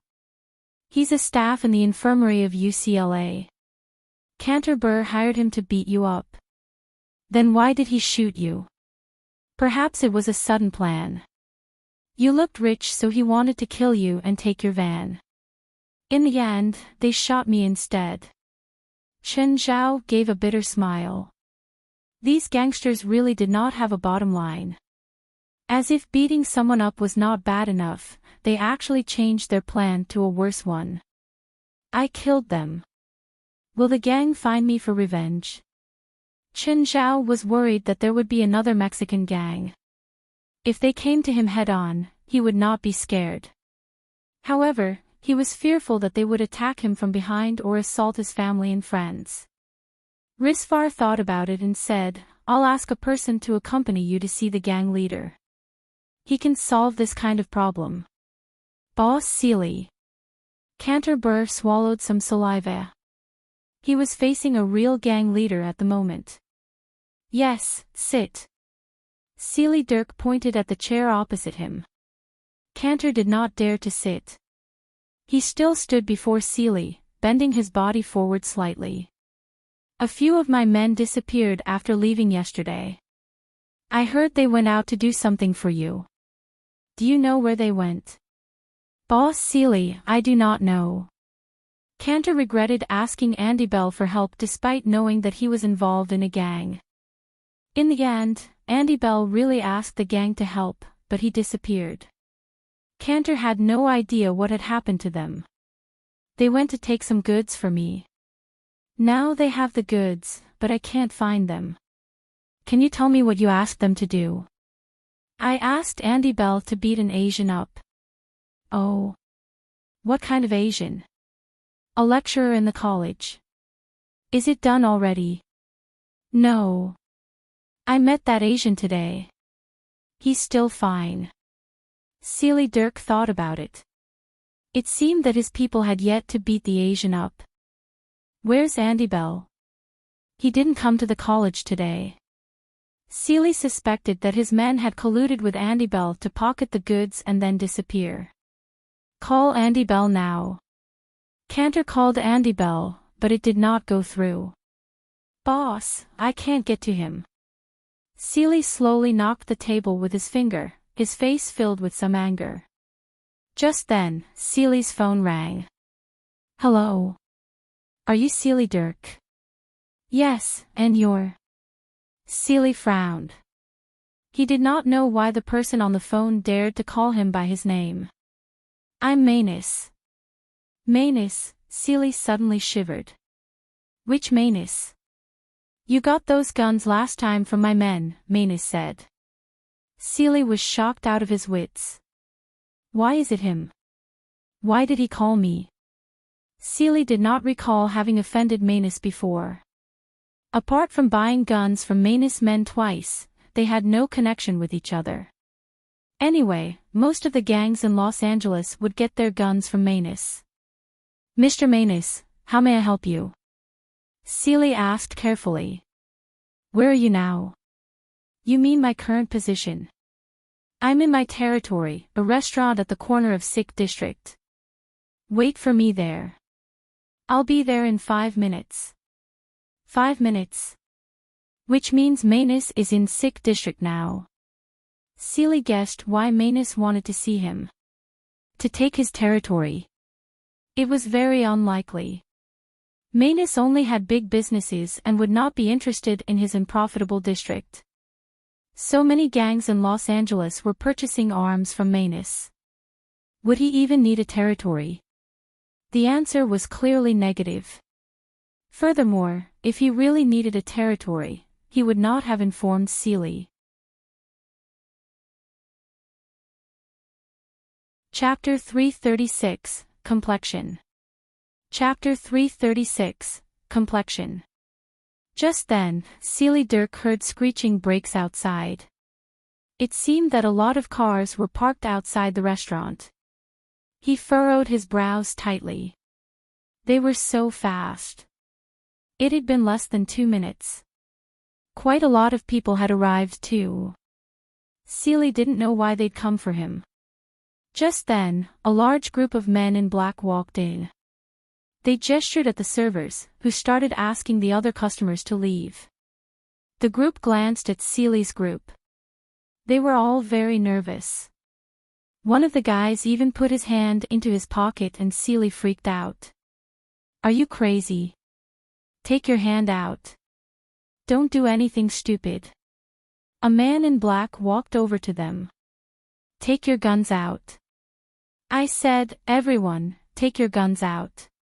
"Take them out," Seely hurriedly said to his men. He put his own on the table and the man in black took it. A while later, 2 more men came out. When Cantor saw one of them, he lowered his head and hid behind one of Seely's men. He was scared he'd be recognized. When Seely saw them, he quickly stood up. "Hello, Mr. Manus." Manus glanced at him and said, "This is my boss friend, Mr. Chen." Seely knew that Manus had very powerful channels. He could get practically any type of weapons, but no one knew about his background. Hearing that even Manus had a boss, Seely's blood chilled even more. "Hello, Mr. Chen. Yesterday, when my boss and Mr. Chen were together, someone shot at them. I investigated and learned that they're your men. Of course, you don't have to look for them anymore, because they're already sunk in the sea now. Shouldn't you give me an explanation?" Seely almost knelt down in fear. His men had injured Manus' boss. This was like the end of the world to him. "Manus, I don't know. Don't know. Is that your last words?" "It's him." Seely suddenly cried. "It's him," he pointed at Cantor who was hiding in the group behind him. "It's him. He hired my men. I didn't know anything about this." Cantor's legs turned into jelly from fear. Chen Zhao looked toward him. "Cantor, we meet again." Cantor fell to the ground. He didn't have the strength to stand up anymore. Who would have thought that this Asian was so terrifying? "Mr. Chen, I'm sorry. It's my fault. I admit it. I hated you, so I got some men to beat you up, but I definitely didn't want you to be killed. Mr. Chen, how do you think we should punish him? Make him need to be in a wheelchair for 3 months. Chen Zhao didn't want Cantor to be killed. After all, the man only wanted to beat him up. They had a grudge, but it wasn't enough for death. Seely Dirk, what about you? Manus, I will do anything I can to follow your orders. I really didn't know about this. I have nothing against you or your boss. I don't care if you have anything against me or my boss for now. But your men threaten Mr. Chen's safety. Don't you think you should compensate him? Yes. Mr. Chen, please accept this check. I'll take the money, Chen Zhao said. But I hope similar things won't happen in the future. Of course. I can't promise anything about other streets, but you can rest assured in my streets. Mr. Chen, what do you think? Manus asked. This is fine. Risvar had just gotten Manus today to give him a strong presence. Chen Zhao wouldn't actually kill all the guys in the gang. they didn't have any conflicts. Chen Zhao couldn't bring himself to do it either. Leaving the restaurant, Chen Zhao stuffed the check into Main's hands. Mainis, help me donate this to an institution for the disabled. Mr. Chen, anything else? No. Thank you, Mainis. No problem. It was boss orders. As soon as Chen Zhao parked outside of Ethan's motel, he had already run out. Wow, wow, wow, wow, Ethan's voice didn't match his age. Chen, where did you get this? Please, how old are you? Can you not be so dramatic? Is this really your car? Where'd you get it? Stole it. Chen Zhao rolled his eyes. Just then, Princess came down. Ah. Bear. Her name is Princess. Those two behind her are her kids. Ethan was speechless. She's huge. Princess Intelligence assured Ethan. He cared more about the RV. Chin, lend me the car and I can definitely get a young woman every day. Fuck off. I'll never lend this car or let you mess around in it. Then don't think about getting free food here anymore. Chen Zhao slammed a check down on the counter. This enough. Ethan picked it up. $100,000. I took care of the troublesome client from last time. Amazing. Chen, I love you. Fuck off. Don't kiss me. Just then, Li Qing walked over. Auntie Li, you don't look too well today. Li, do you feel unwell? Should I give you 2 days break so you can rest? Ethan also saw that Li Qing was in a bad state. She had dark circles. I'm okay. I probably didn't sleep well. Li Qing smiled. Auntie Li, sit down. I'll give you a checkup. I'm okay. There's no need. Li, sit down. You know Chen is a great doctor. Chen Zhao pulled Li Qing over and checked her pulse. Did you not eat breakfast? I don't have the appetite. Chen Zhao furrowed his brows. Earlier, he'd only thought that Li Qing didn't sleep well, but it seemed to affect her appetite too. Chen Zhao took out a stethoscope. Her heartbeat wasn't steady. Her internal functions seemed to be disrupted too. Auntie Li, drink this. Is this medicine? I'm not sick. This is for nutrients, not medicine, Chen Zhao said. Go rest for 2 days. Have Ethan give you a break. Right, you've been working here for so long and Ethan hasn't given you a break yet? This damn capitalist. You should sue him. Bastard, how are you, my friend? Mr. Chen, this is the peace knot I made recently. Here you go. Meow. Chapter 337, Heavy Spending. Chapter 337, Heavy Spending. It smells of angel blessing, Samuel said. Chen Zhao took the peace knot and Samuel touched it with his paw. The peace knot contains this woman's spiritual power. That's why she's so weak. Chen Zhao thought, could Li Qing be a physiognomist or something? The smell of angel blessing could be due to a spell. Li Qing had spent her own energy and spirit to make the peace knot, which could explain her current condition. Auntie Li, is this useful for you? When Chen Zhao took out an angelic crystal, Samuel immediately jumped away from his arms. Some surprise flashed across Li Qing's eyes. You want to give it to me? It must be precious. Auntie Li, take it. It's of no use to me anyway. Mr. Chen, this is very precious. Since you know what it is, you have to know its use. It'll be more useful in your hands. Take it. Li Qing's eyes glittered. She bit her lower lip for a while. All right, I'll take it for now. If you need it next time, come and find me. What's this stone? Looks pretty. Is it expensive? Go away, don't connect everything with money. Perhaps because Ethan's burger was the first food Chen Zhao had in America, he could not forget its taste, just like how he could not forget that Ethan had given him shelter.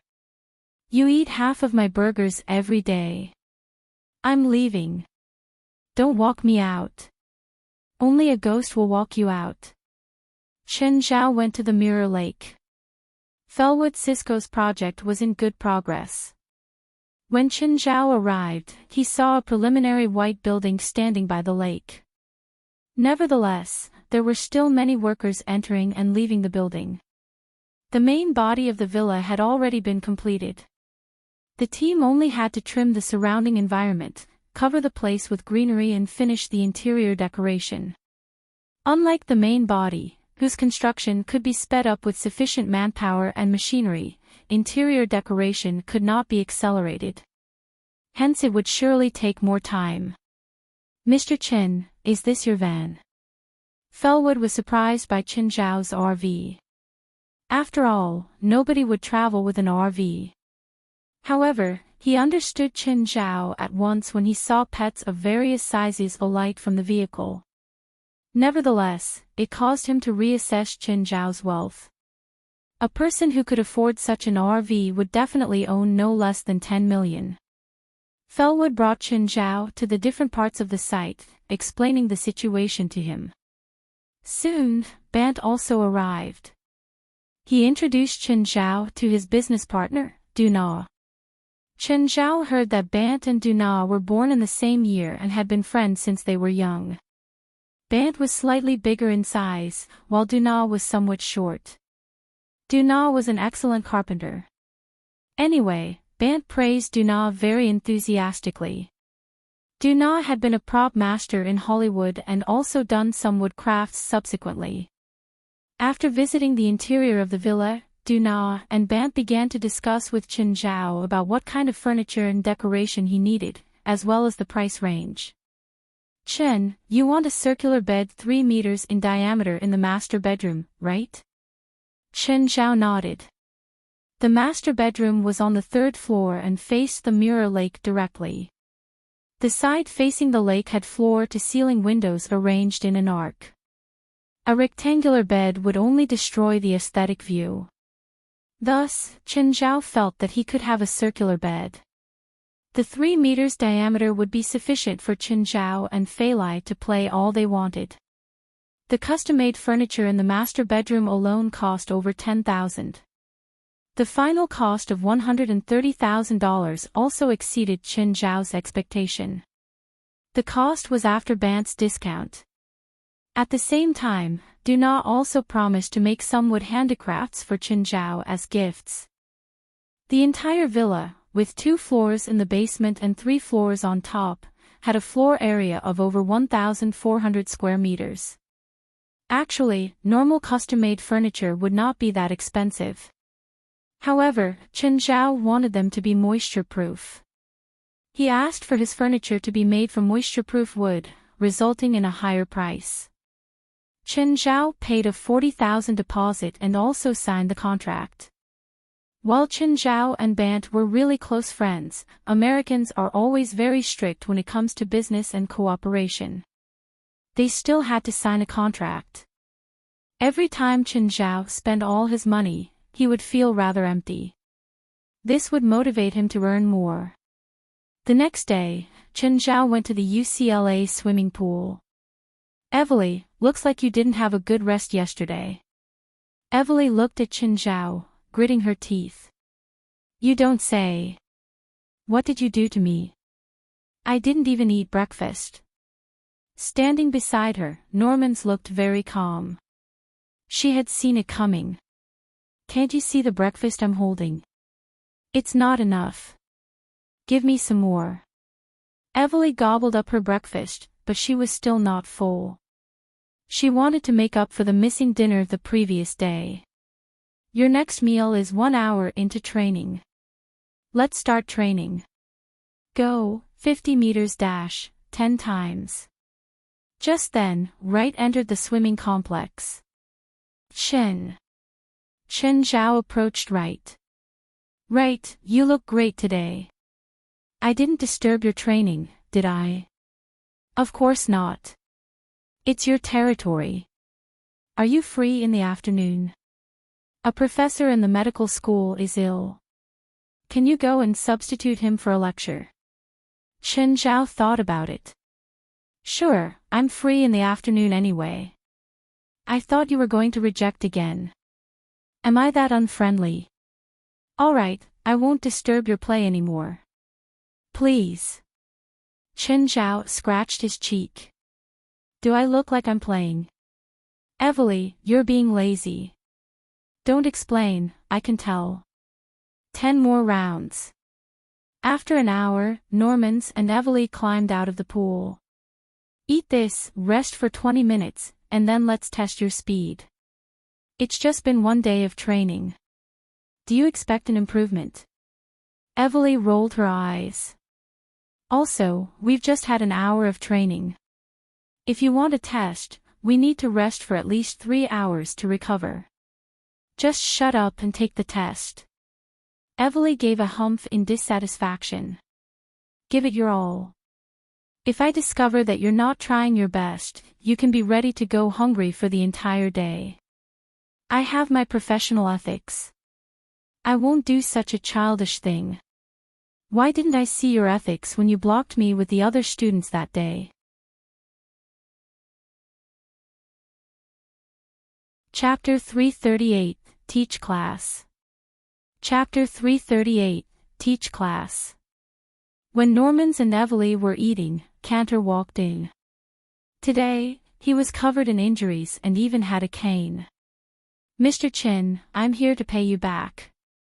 He finally learned that it wasn't easy to owe Chen Zhao money. His biggest mistake wasn't owing the money but being unwilling to accept the fate and cause a bunch of trouble for himself. He couldn't even stay in L.A. anymore. Seely had announced that if Cantor appeared in L.A. anymore, Seely would chop him up to feed the sharks. After Cantor left, Evely and Normans looked at Chen Zhao with strange eyes. You beat him up. Nonsense. I don't do that kind of thing. I'm a pacifist. The girls rolled their eyes in unison. Pacifist? If this asshole was a pacifist, then Kim Jong-un could get the Nobel Peace Prize. After drinking, eating, and resting enough, the two stood up again to keep training. Okay. Normans, you first, 50-meter freestyle. Your record yesterday was 24:12 seconds. My best record is actually 23:98. Then put on your best performance. If your result isn't good today, I'll have you train more. Chen Zhao clapped his hands. Go now.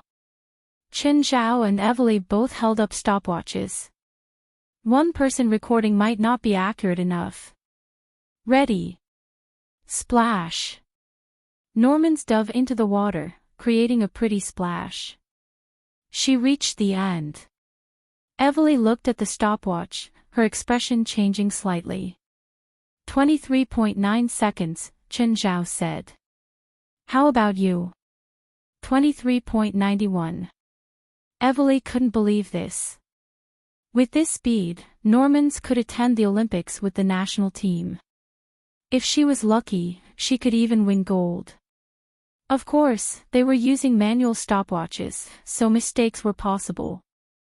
However, the error couldn't be more than 0.01 seconds. Norman slowly swam back to the starting point. How was it? What's my time? Your final time, 23:90 seconds. I improved that much. Normans was shocked. She knew that Chen Zhao's training was effective, but she didn't think it could be so obvious in only a day. Come up. Evely, go down. You take a break and try the 100-meter later. Evely took a deep breath and went to the diving platform. I'm ready. Ready. Splash. Evely didn't like Chen Zhao, but she was still serious about swimming. 1 lap, 2 laps, 3 laps. 7, 8. Chen Zhao and Norman stopped the watch at the same time. 8 minutes, 25 seconds. How much? Evely just got out of the water and couldn't hear clearly. 8 minutes and 25 seconds. Evely gasped. She was at 8 minutes and 40 seconds yesterday. Her best time was 8 minutes 38 seconds. She kept wavering around this time without any changes. But in one day, she actually reached 25 seconds. This was a miracle. Or was she just performing exceptionally well today? It was possible for athletes to perform extraordinarily, but the possibility was too small. This kind of speed was a professional athlete's level. You didn't give me any steroids, right? If you want to think that, I don't care. Chen Zhao shrugged. Normans, are you done resting? Yes. Next, Normans tested her 100-meter freestyle. It was better than yesterday. Yesterday, her time had been 54 seconds. Today, it was 53. 90 seconds. The improvement wasn't as big, but she'd just done the 50-meter freestyle and hadn't recovered fully yet. Okay. Next, start training. Chen Zhao started giving out instructions again. Normans, practice kicking in place for 20 minutes. Evely, swim at a regular pace for 20 minutes. The two had different events, so their training was different too. Evely was much more cooperative in the following training. Chen Zhao also planned more things for them today. The training lasted for 5 hours. He didn't leave the pool until the medical class that Wright arranged for him in the afternoon. Chen Zhao didn't prepare any material. After all, he was only the substitute. When he walked into the classroom, there were only a dozen students there. Sir, did you walk into the wrong room? A student asked when Chen Zhao got onto the lecture podium. No, I'm the substitute today, Chen Zhao said. Your professor is sick, so I'm here in his place. It's about time, so let's start class. Let me introduce myself first. My name is Chen Zhao. You can call me Chin. I'm Chinese and I'm mainly responsible for traditional Chinese medicine and acupuncture classes. This is my first time lecturing. If you're not interested, you can sleep. Just don't make any noise. Normans and Evely were both sitting in the classroom. They knew that Chen Zhao would teach here. Normans had already graduated. She wasn't even a med student. Compared to other times, Normans whispered. He doesn't seem that confident on the podium. I doubt he's qualified to even stand there, Evely replied. The two ladies in the back, if you're here for class, please keep quiet. Chen Zhao directly called Normans and Evely out. The two girls glared at him and fell silent. In Chinese medicine, we focus on the yin, yang, and 5 elements. It sounds like magic. Of course, in the East, it's referred to as mystical studies. But Chinese medicine has a history of thousands of years. Yin and yang are actually the veins and arteries. The 5 elements refer to the heart, lungs, spleen, liver, and kidney. Teacher, Evely called out. Are you sure this isn't a magic class? You should go to Hogwarts instead of UCLA. Evely, perhaps your swimming training is too easy. I'll multiply your intensity tomorrow and cut down your meal. Are you threatening me about another major? This is my authority. You can be angry, but you can't do anything about it. This just shows your unprofessionalism. Look at the other students in the classroom. Some are playing on their laptops, some reading books about other fields or just sleeping. Thud. The student sleeping on the table suddenly slid onto the ground. Look how deeply he's asleep. Chapter 339, Cardiac Arrest. Chapter 339, cardiac arrest. The other students in the lecture room also guffawed. Nobody knew whether they were laughing at Qin Zhao's abstruse lecture or at the student who was sleeping on the floor. "Wake him up," Qin Zhao said, frowning. "You can sleep, but at least cover your face with a book. I'll lose face if you sleep just like this." A student approached the student lying on the floor and pushed him. "Hoffman, get up." But there was no response. The student pushed him again. "Hoffman, wake up." Qin Zhao frowned and walked forward. He lifted Hoffman's wrist and pressed his chest lightly. Immediately, Qin Zhao's expression changed drastically. "Cardiac arrest. Does he have a heart disease? Quickly give him CPR." Evely shouted at once. She was clearly no longer in the mood to joke. The other students also surrounded Hoffman. The student who had pushed him earlier pulled his shirt open and was about to perform CPR. "Stop." Qin Zhao stopped the student right away. "He has had heart surgery before. Here's the surgical scar. From the angle and the mark, it should be left ventricular correction. Maybe there was a mistake during surgery and the endocardium's damaged, but it wasn't discovered. If you perform CPR, he'll die immediately," Qin Zhao said. "Call the ambulance." "Evely, get me my toolbox."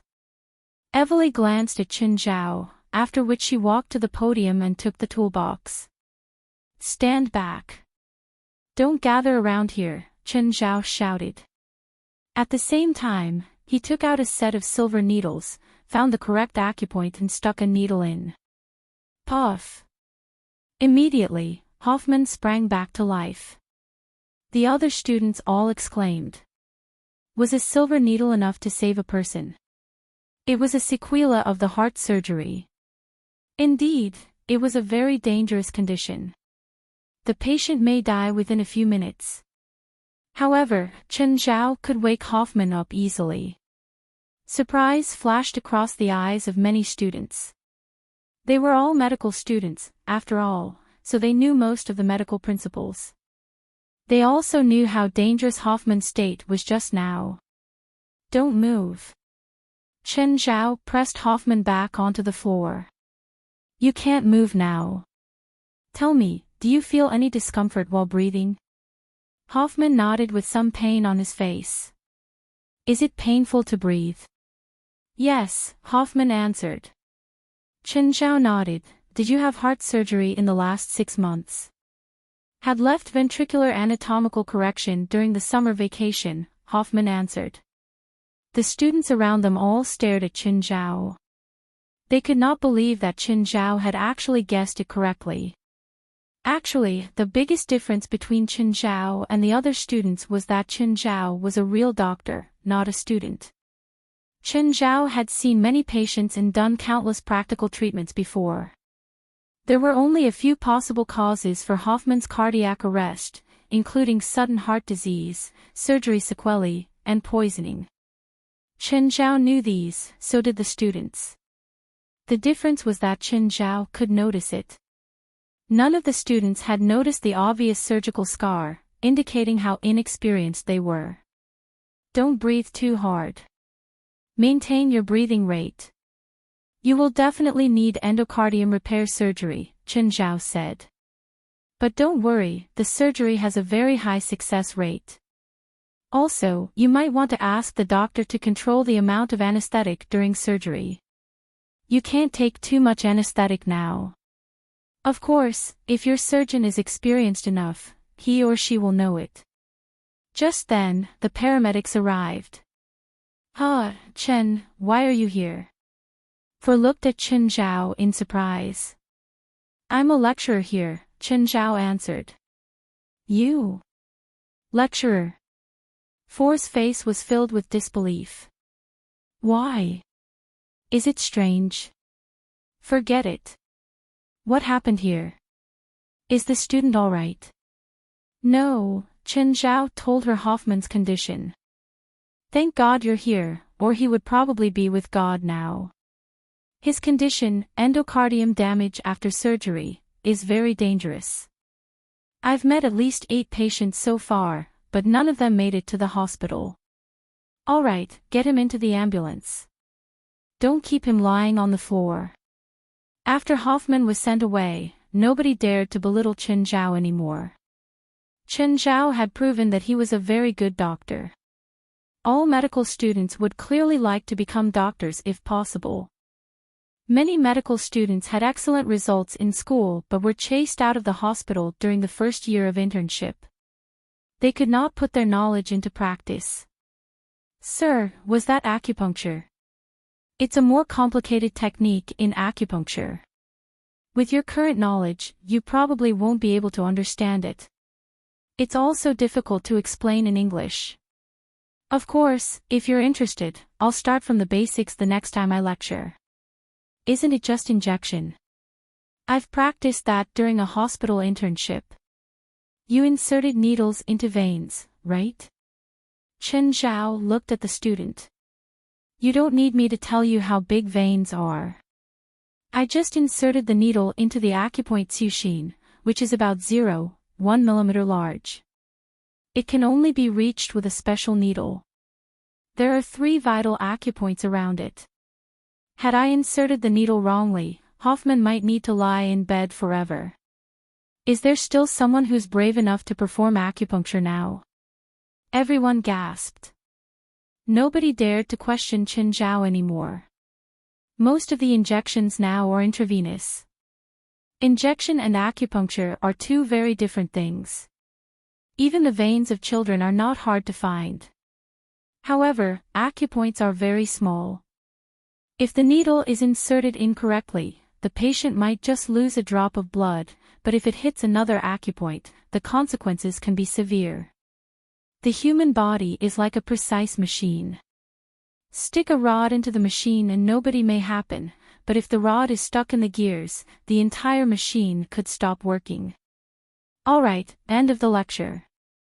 No homework, but please remember, unless I personally agree, don't perform acupuncture on anyone, unless you want to deliberately hurt or kill the patient.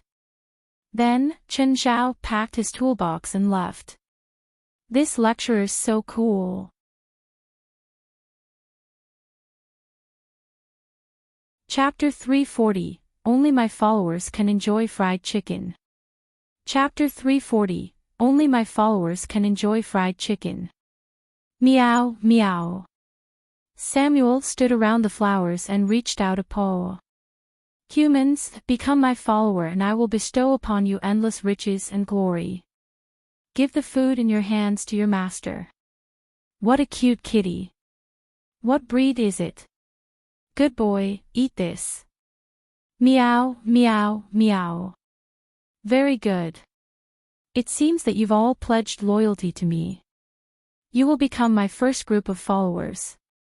Go and spread my belief. Samuel waited until his 3 followers left before jumping onto Chen Zhao's table. Chen Zhao was sitting at the Open Sky Cafe right now. Samuel strode proudly. Human. I mean, master, did you see? I already have 3 followers now. This is the first step to conquering the world. Yeah, good, keep going, Chen Zhao replied dismissively. If you beg me, I'll share my food with you. Samuel looked proudly at him.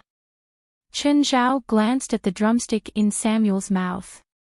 You can enjoy it by yourself. You really don't want it. The crispy golden skin, mesmerizing fragrance, and tender taste are definitely the best experience of the human world. Chen Zhao didn't doubt Samuel's true form strength as a demon king. After all, he'd witnessed how strong superior demons were. As a demon king, Samuel was definitely stronger than Beelzebub, Zophi and Oris. But he was just a bit ignorant, like a total country bumpkin. When I rule the world, I'll send out an order that only my followers are allowed to enjoy this thing. It's called fried chicken, Chen Zhao reminded. Oh, fried chicken. Finish it. We're going to the hospital. Tim, your son is in a quite dangerous situation.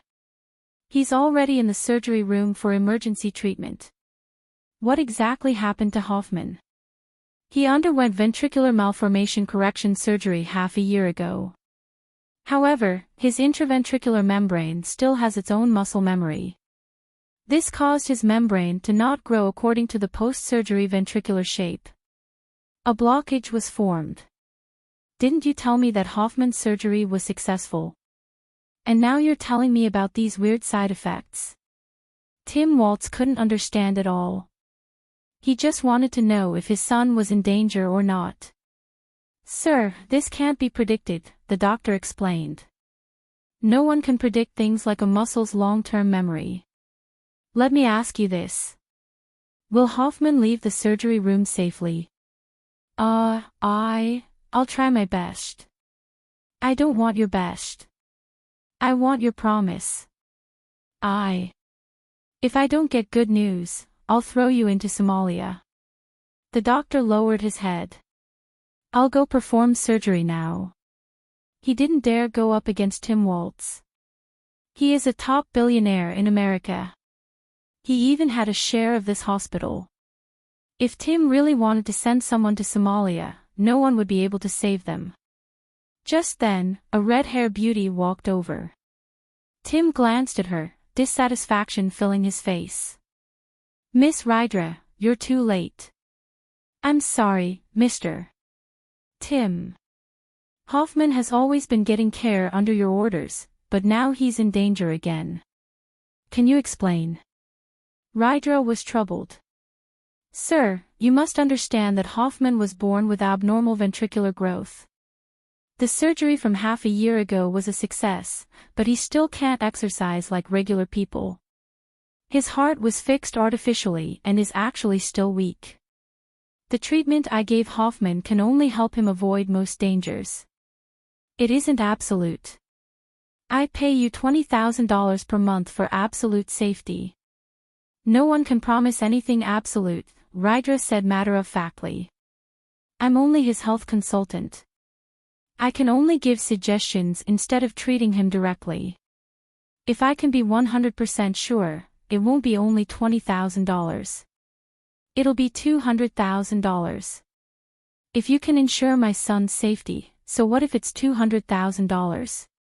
Just then, the light above the surgery room turned red. What does that mean? Tim asked. Rydra looked at the flashing red light. Her expression seemed unnatural. Two doctors in white coats entered the room. Miss Rydra, what's going on? An emergency, Rydra said, expression grave. How much of an emergency? Critical danger. It's very rare for an accident to happen during surgery and need the help of other doctors. Are you saying that Hoffman is in danger? Rydra nodded. A lot of danger. Open the door. Open. I want to see Hoffman. Open the door now. Tim, this will disturb the doctors from helping Hoffman. Rydra pulled Tim back. Tim paced anxiously outside the room. The seconds ticked by and he grew more anxious. Miss Rydra, so much time has passed. Hoffman should be okay, right? Rydra didn't answer, which pissed him off. Answer me. Mr. Tim, what do you want me to say? Something that can assure you. The more time that passes, the worse it means for Hoffman. A long surgery isn't only dangerous for him. It's also burdensome for the doctors. Tim was even more unsettled. How much longer will it take? Rydra wasn't the doctor. How would she know? Finally, 3 hours later, the door opened. The doctors and other staff walked out. Doctor, how is Hoffman? The main doctor pulled off his mask, revealing an apologetic expression. Mr. Tim, I'm sorry. I don't know what you're talking about. I asked you, how is Hoffman? My condolences. You asshole, what are you talking about? Explain. Tim lost control and grabbed the main doctor's collars. Sir, can you calm down? This is a hospital. I'm the biggest shareholder. I'll say whatever I want. Tim roared. I want to hear good news, so you tell me good news. How is Hoffman? Everyone could see that Tim Waltz was about to go crazy. Chapter 341, Dead people are covered with white sheets. Chapter 341, Dead people are covered with white sheets. Chen, how come you're here? For asked. I came to see the patient in the vegetative state, Chen Zhao said. Let me bring you there. WAT leaders was still lying in bed, his cheekbones visible. After all, he had been living on nutrient injections and had not been exercising. He had lost almost all of his body functions. Even if he could wake up, he would need a long period of rehabilitation. His daughter, Suma Leaders, was not present. Chen Zhao heard that Suma had been working for more than 14 hours a day to pay for her father's hospitalization and treatment. This human soul is damaged, Samuel said. If you can't restore his soul, he'll sleep forever. Chen Zhao was surprised. Damaged soul. That's right. There are traces of magic where his soul is damaged. It's probably caused by a spell. Spell? Was it Blackie? Blackie might have damaged WAT's soul while practicing sorcery on him. This could explain why Blackie had asked Chen Zhao to treat WAT. Do you know Blackie? You mean the soulbringer at home? Yes. What will happen when a soulbringer harms a human? If a soulbringer kills a living soul, the soulbringer will lose the number of lives that is equal to the amount he has taken away. A soulbringer typically lives for no more than 500 years, so normally they will never harm a life on purpose. Chen Zhao gave it some thought and asked, what if Blackie caused this? Will Blackie receive any punishment? No, at least not before the man dies. Damaged soul. Is there a way to heal him? Chen Zhao asked. Heal his soul. How? Use soul fragments and then cast soul heal, but you can't restore his lost memories.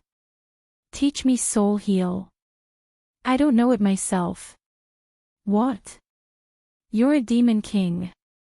Why don't you know it? Why would I know such an inferior spell? Do you think I even have a target to cast the spell on? I only kill. Then what's your use here?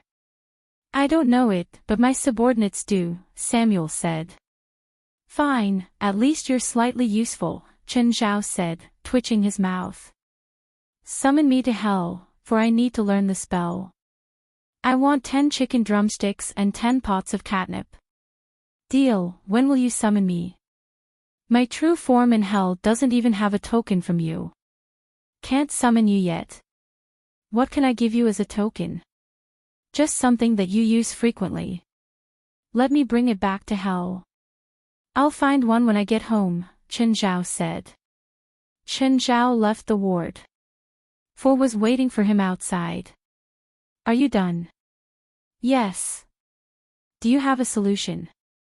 He has no relation with you. Why are you so concerned?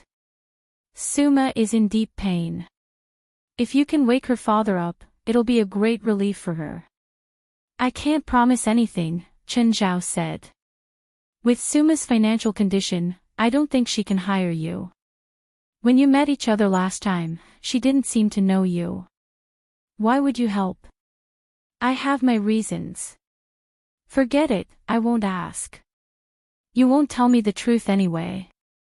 Chen Zhao and Fo approached the vending machine and Chen Zhao inserted a few coins. You want a beverage? Fo ordered a cup of coffee. The two sat along the aisle. Your dad's birthday is on the 18th, right? Ha! How did you know? Winnip called me yesterday. We plan to spend a few days in Sacramento. You want to come? I need to look at my schedule first. I'm not as free as you. Just then, they heard an abrupt voice. Trickster. Both Chen Zhao and Four were stunned. They lifted their heads and saw a red-haired lady standing before the vending machine. Is she referring to you? Four asked in surprise. Chen Zhao looked at the red-haired lady. She looked familiar, but Chen Zhao could not recall where they had met. You are. You can't remember. I was Mr. Rasva's health consultant, and I was fired because of you. Chen Zhao slapped his head. You're Rydra. Rydra gave a cold humph, took her beverage and left. Four looked at Chen Zhao. Looks like she hates you a lot. Maybe because I snatched her client. Chen Zhao helplessly shrugged his shoulders. Why did she call you trickster? Why would I know? We've only met once. Even Chen Zhao himself was baffled. Don't tell me there's something else between the two of you. You know, she looks pretty. You're too imaginative. Chen Zhao smiled and shook his head. I should leave. Just then, a trolley with a white sheet on top was pushed past Chen Zhao. Chen Zhao was already used to it. It was a hospital, after all, and corpses were common. Who? Master, what's that? Dead people are covered with white sheets. But that person isn't dead, Samuel said. Not dead. Chen Zhao was puzzled. Are you sure? Yes, I can hear his weak breathing and feel his complete soul. Chen Zhao chased and caught up with the trolley. Sitting along the aisle, Four saw Chen Zhao run back and asked, What happened? I want to see this person. Chen Zhao stopped the trolley. Just then, Tim Waltz and Rydra also walked over. What are you doing? Tim Waltz roared in anger. His eyes were red and there were some tear marks on his face. Mr. Tim, he's a trickster, Rydra said. Tim Waltz approached Chen Zhao. What are you doing to my son's body? Sir, I'm sorry. I just saw him move. Chen Zhao found an excuse. Hoffman's dead. His doctor has already confirmed it. Are you trying to do something to a corpse? Rydra said. But I can understand it. As a trickster, as long as you can get money, you won't mind using a dead person. Four looked at Chen Zhao. Chen, maybe you saw it wrong. Sir, are you sure you don't want another examination? Chen Zhao asked. Tim Waltz was somewhat hesitant. He turned his head and asked Rydra, You know him. He's a shameless trickster. Ms. Rydra, you keep saying I'm a trickster. Who did I trick? You're an illegal doctor. Rydra said. Chen Zhao shrugged his shoulder. I admit I'm illegal, but it doesn't mean I deceive people.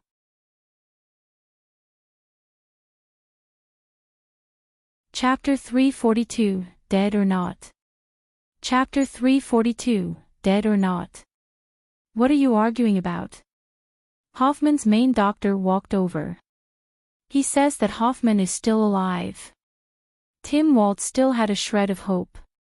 The doctor shook his head. We've already checked.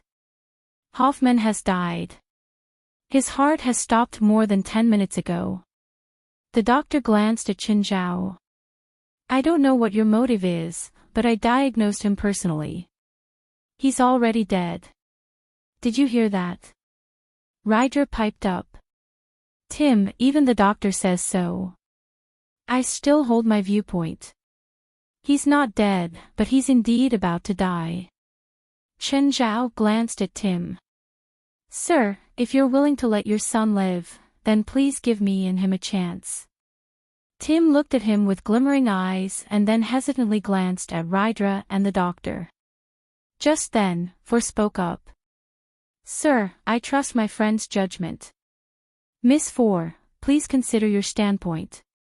Dr. Cleet, isn't it clear enough? I support my friend. Four glanced at Tim. Sir, please give my friend a chance. give your son a chance.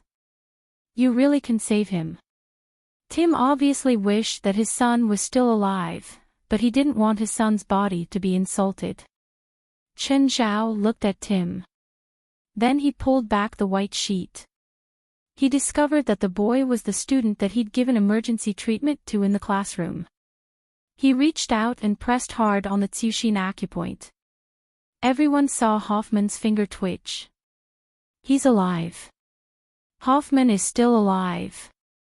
He's still alive, Tim Waltz cried. My son is still alive. He's still alive. Rydra and Dr. Cleet's expressions turned dark. I need a surgery room, Chen Zhao said. Sir, Cleet said. He can't be saved. He was just pushed out of the surgery room. His ventricular malformation correction surgery failed, causing severe internal bleeding. He has no hope. Perhaps you gave him temporary muscle reaction, but that doesn't mean he's still alive. I need a surgery room. Chen Zhao repeated. Hurry, get him a surgery room. Hurry. Hurry.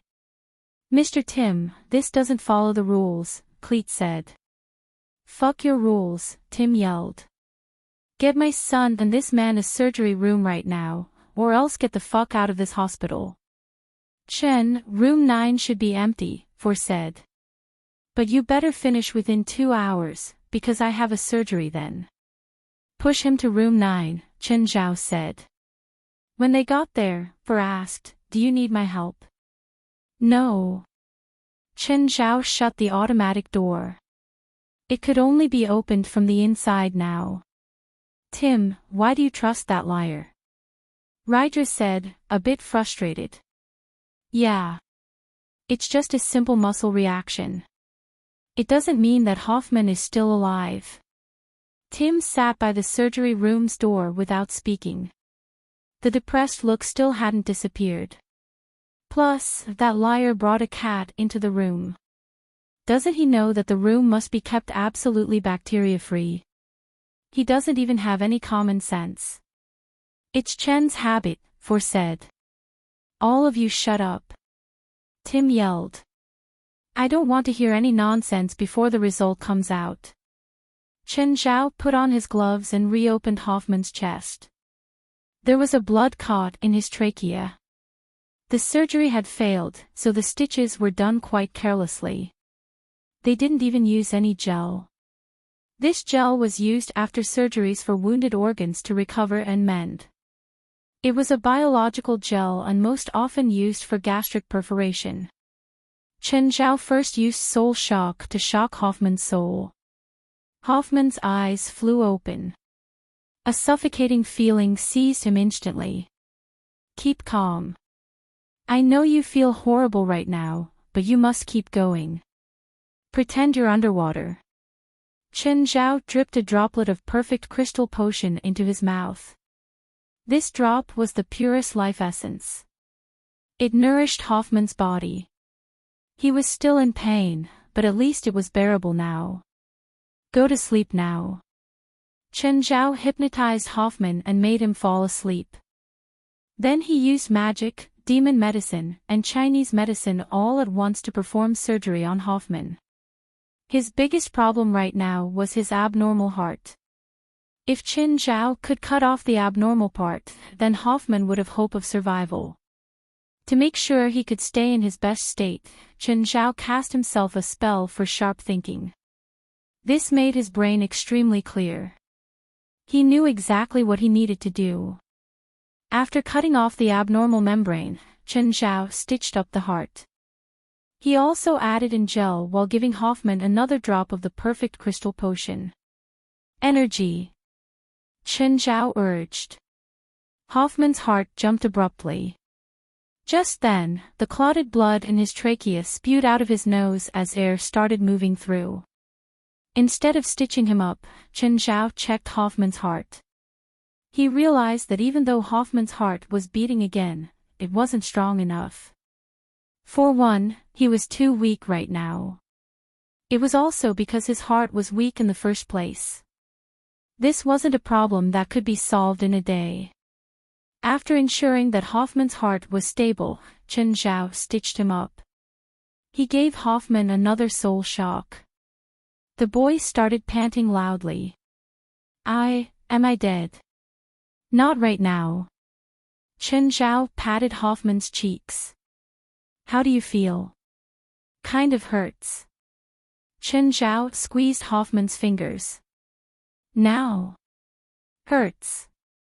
Then he squeezed Hoffman's toes. Any feeling?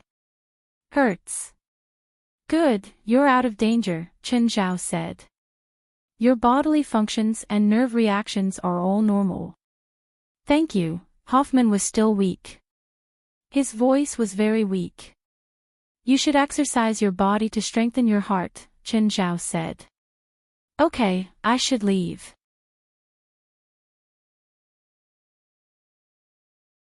Chapter 343, To a Father, It's an Amazing Day. Chapter 343, To a Father, It's an Amazing Day. Mr. Tim, he's gone in for almost 2 hours already. Mr. Tim, are you sure you want to watch a fraud disrespect Hoffman's body? By then, Tim Waltz was also becoming impatient. He was both worried and scared. What was happening? Was Hoffman dead or alive? Just as he was hesitating, the automatic door of the operating room opened. Tim Waltz saw Chen Zhao walk out. He immediately stormed forward and grabbed Chen Zhao's shoulders. How's Hoffman? At the moment, Chen Zhao was already very exhausted. His clothes were stained with blood. Chen Zhao pushed Tim's hands away. Before he could even speak, Rydra said, You better explain to Mr. Tim. Insulting a dead body is unforgivable, whether by law or by God. Chen Zhao glanced at Rydra, not in the mood to argue with her. He's very weak now. He needs nutrient injections, Chen Zhao said. What?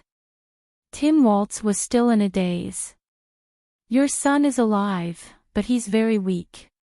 Can you not understand English? You mean, my son is alive? Tim Waltz's eyes were filled with disbelief. Don't you want to go in and see your son? Rydra was even more incredulous. It can't be. Hoffman is dead for sure.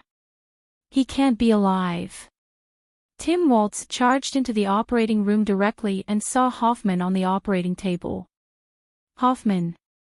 Dad. You're alive, you're alive. Great. It's an amazing day. Thank God. Dad. To me, it's not been an amazing day. Can you carry me away from this cold table? I don't feel good. Chen, well done. For walked Chen Zhao to the exit. Thank you for speaking for me just now. I wasn't speaking for you. I just didn't want a person to be murdered because of misjudgment. For looked at Chen Zhao. You look really tired. Can you still drive? Of course. I need to leave. See you. You sure you don't need a ride? No. For looked at Chen Zhao's back. She inhaled a deep breath, shook her head and walked back into the hospital. Just then, Tim Waltz found Four. Dr. Four, where's that Asian? His name is Chen. He's already left. Also, he doesn't like people to call him Asian. He's Chinese. Yes, may I ask where Dr. Chen is? He left. I want to thank him for saving Hoffman. He's an illegal doctor with no medical license. If the Department of Health finds out that he performed a high-risk operation without a license, he'll spend at least 3 years in jail. I can promise that he won't be sued by anyone, including the government. I'll help to convey your gratitude to him, but please do not disturb his life. That will be the best way to thank him. But I would like to thank him personally. No, please don't. Mr. Tim, it's just a coincidence. Rydra still did not give up. She hoped Tim Waltz could trust her that Qin Zhao was a trickster. However, Tim Waltz ignored her completely. Hoffman, how do you feel now? Somewhat better.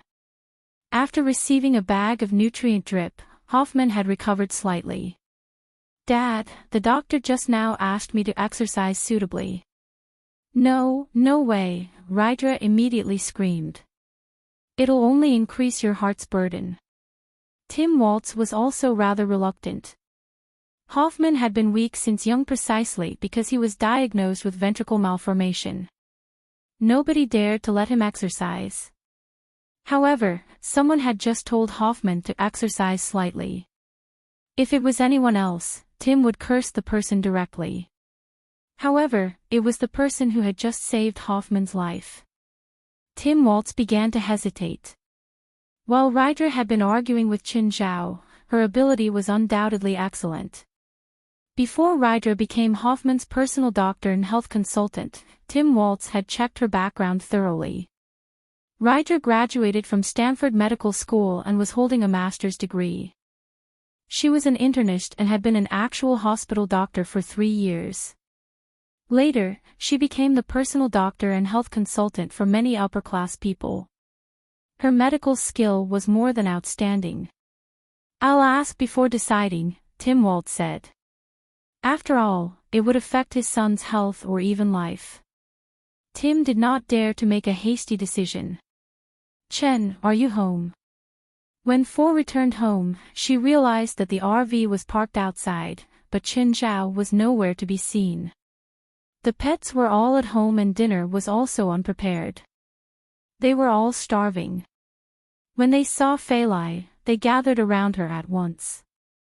Fali took out all the pet food. When she went upstairs, she discovered that Qin Zhao was lying in bed.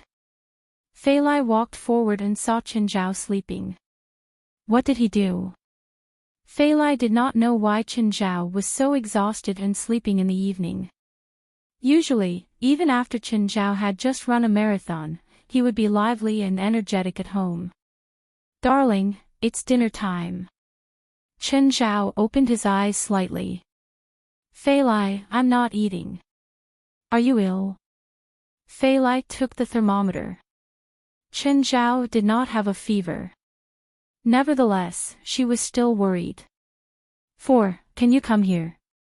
I think Chen's ill. Ha! When he left the hospital today, he indeed looked pale. He went to the hospital. Was he ill? No, he came to the hospital to see a patient. Also, he saved a patient who was already pronounced dead. He completed an operation that 4 specialists and 6 assistants failed to. I think he's just too tired. Fo looked at the sleeping Qin Zhao, still distressed. Can you come here and check Qin? Soon, Fo arrived. When she received Fali's call just now, she thought that Qin Zhao's condition was quite serious. However, after some examination, she realized that Qin Zhao was very healthy, maybe even a bit too healthy. Fali, you let me worry for nothing. Chen's absolutely fine. Really? Chen's usually always very energetic. I don't think I've ever seen him this tired before. It's different. Usually he uses at most his physical strength, but he used too much brain during the surgery today. He'll restore after the sleep. You sure he's fine? Just rest assured. I'm leaving. Why don't you sleep here tonight? No way. Fo would burn in anger whenever she recalled that night. She had sworn that she would never, ever spend another night in their house.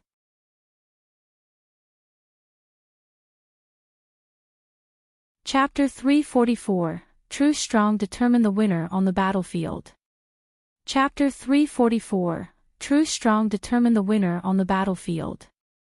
At night, Fali felt a hand touching her. She opened her eyes to see that Qin Zhao had woken up. Chen, what time is it? Don't know. Qin Zhao moved Fali toward another direction. Fali wanted to both laugh and cry. This guy was a true asshole. He'd slept and recovered his energy, so now he wanted to mess around. He really couldn't wait a single second. He thought of doing this as soon as he woke up. However, after being teased a few times, Fali went from being passive to active. Did you recover?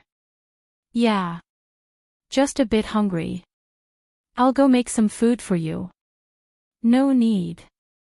I'll eat you first and then go downstairs to find food. You asshole.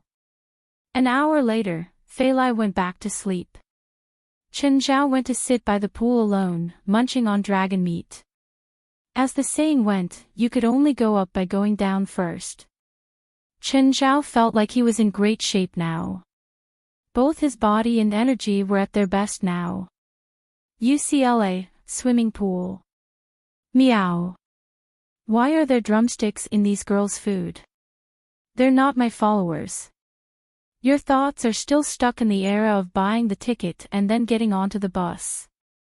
It's a different time now. There are new ways to get followers too. You should let them feel your blessing first. Then they'll learn to feel thankful and join you. Really? Yes. Look how happy they are while eating. So they're my followers now since they're eating the drumsticks. You want to get a follower just with one drumstick. You think followers are that cheap? They're not. It's far from enough. Chen Zhao glanced at the starving girls. They'd already started licking the plate. Norman's, is that asshole crazy? I watched him talk to that cat the entire morning. Maybe it's smarter than you. Chen Zhao glanced at the girls. After eating, digest and warm up for 5 minutes and get into the water. This was their 6th day of training. Evely was completely used to the intensity and method. The other swimmers there were used to it too. Just then, a dozen boys and girls walked in from the outside. They didn't seem to be members of the swim team. At least, Chen Zhao recognized most of the swim team after these days. These students looked unfamiliar. Each one had a satchel. A handsome guy with blonde hair and blue eyes put his bag onto the ground. Clapping his hands, he announced, "Friends of UCLA, hello. The pool belongs to us this afternoon. Please leave immediately. Thanks for your cooperation." "Oh, the ladies can stay." "Who's that?" Chen Zhao asked. "Don't know." Evely shook her head. These people didn't seem like gangsters. Gangsters wouldn't come mess around in a college. The guy walked over to Chen Zhao. He looked at Evely and Norman's and then smiled like a gentleman, nodding. Finally, he looked at Chen Zhao. "Sir, can you please leave?" "No. Please cooperate. Don't you see that our team's girls are changing?" In reality, the girls that had come with him had just taken off their jackets. They were wearing swimsuits underneath them. "We came first and we're training. Plus, you don't seem to be part of the UCLA swim team. We're from UCSF. We received permission from the school to be here. It's not only today either. We'll be training here every afternoon from now on." "The school? Which school? Why haven't I received any notification?" Chen Zhao wouldn't back down for this. They wanted to practice, but Chen Zhao also had to train Evely and Norman's. "Sir, I came just to notify you." "Then hand it over." "Hand what over?" "The paper announcement." "Why do we need a paper announcement for this?" "So you don't have it." Chen Zhao rolled his eyes. Turning back to Evely and Norman's, he said, "Let us continue." "Sir, let's not make a scene, all right? We have 2 professional athletes on the team. They need to maintain their fitness. We already communicated with your school before coming and received permission. I'm sorry, my students also need to train. Plus, there are 4 pools here, each with 12 lanes. It's enough for you." My students are professional athletes. Most of our training is confidential. Outsiders are not allowed to observe. Then you best come at midnight. There definitely won't be any outsiders at that time. Hey, you better not test my limits, the man said with a dark expression. Chen Zhao glared at him. Get the fuck out. The man put a hand on Chen Zhao's shoulder, but the next moment, he was in the air. And then he fell into the pool. Everyone froze, gaping at Chen Zhao. Did I see that correctly? That Asian threw Coach Eradicate into the pool. He threw Coach Eradicate like 3 meters out. You dare to hit me. Eradicate slipped out of the water. He wasn't hurt, but his ego was hurt. Kids, you see how UCLA are all a bunch of unmannered brutes, right? Show them UCSF's power. A few guys from the UCSF swim team immediately wanted to walk over and teach Chen Zhao a lesson. Just then, a shadow loomed over them. You guys better stop. Tiger grabbed one guy. Unless you're a professional fighter, you better not piss off Mr. Chen. Chen Zhao glanced at Tiger. He didn't expect Tiger to be here, let alone speaking up for him. The guys from the UCSF swim team calmed down too. They'd all seen Chen Zhao throw Eradicate 3 or 4 meters away. He obviously had unnatural strength. They couldn't beat him. I'm here to notify you, Tiger said.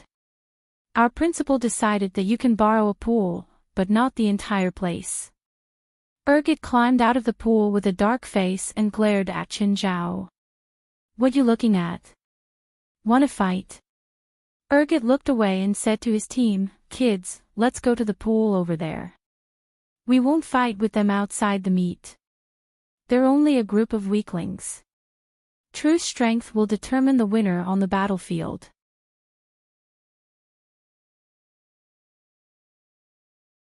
Chapter 345, Trampling on World Records. Chapter 345, Trampling on World Records. Chen, why didn't you teach them a lesson? Evely stared at Chen Zhao in frustration. How? You want me to throw all of them into the pool? Since they want a competition, just go for it. You're not scared of them, are you? UC Games are just a few days away anyway. You can go and compete with them by then. Why should I do it? It's not like you.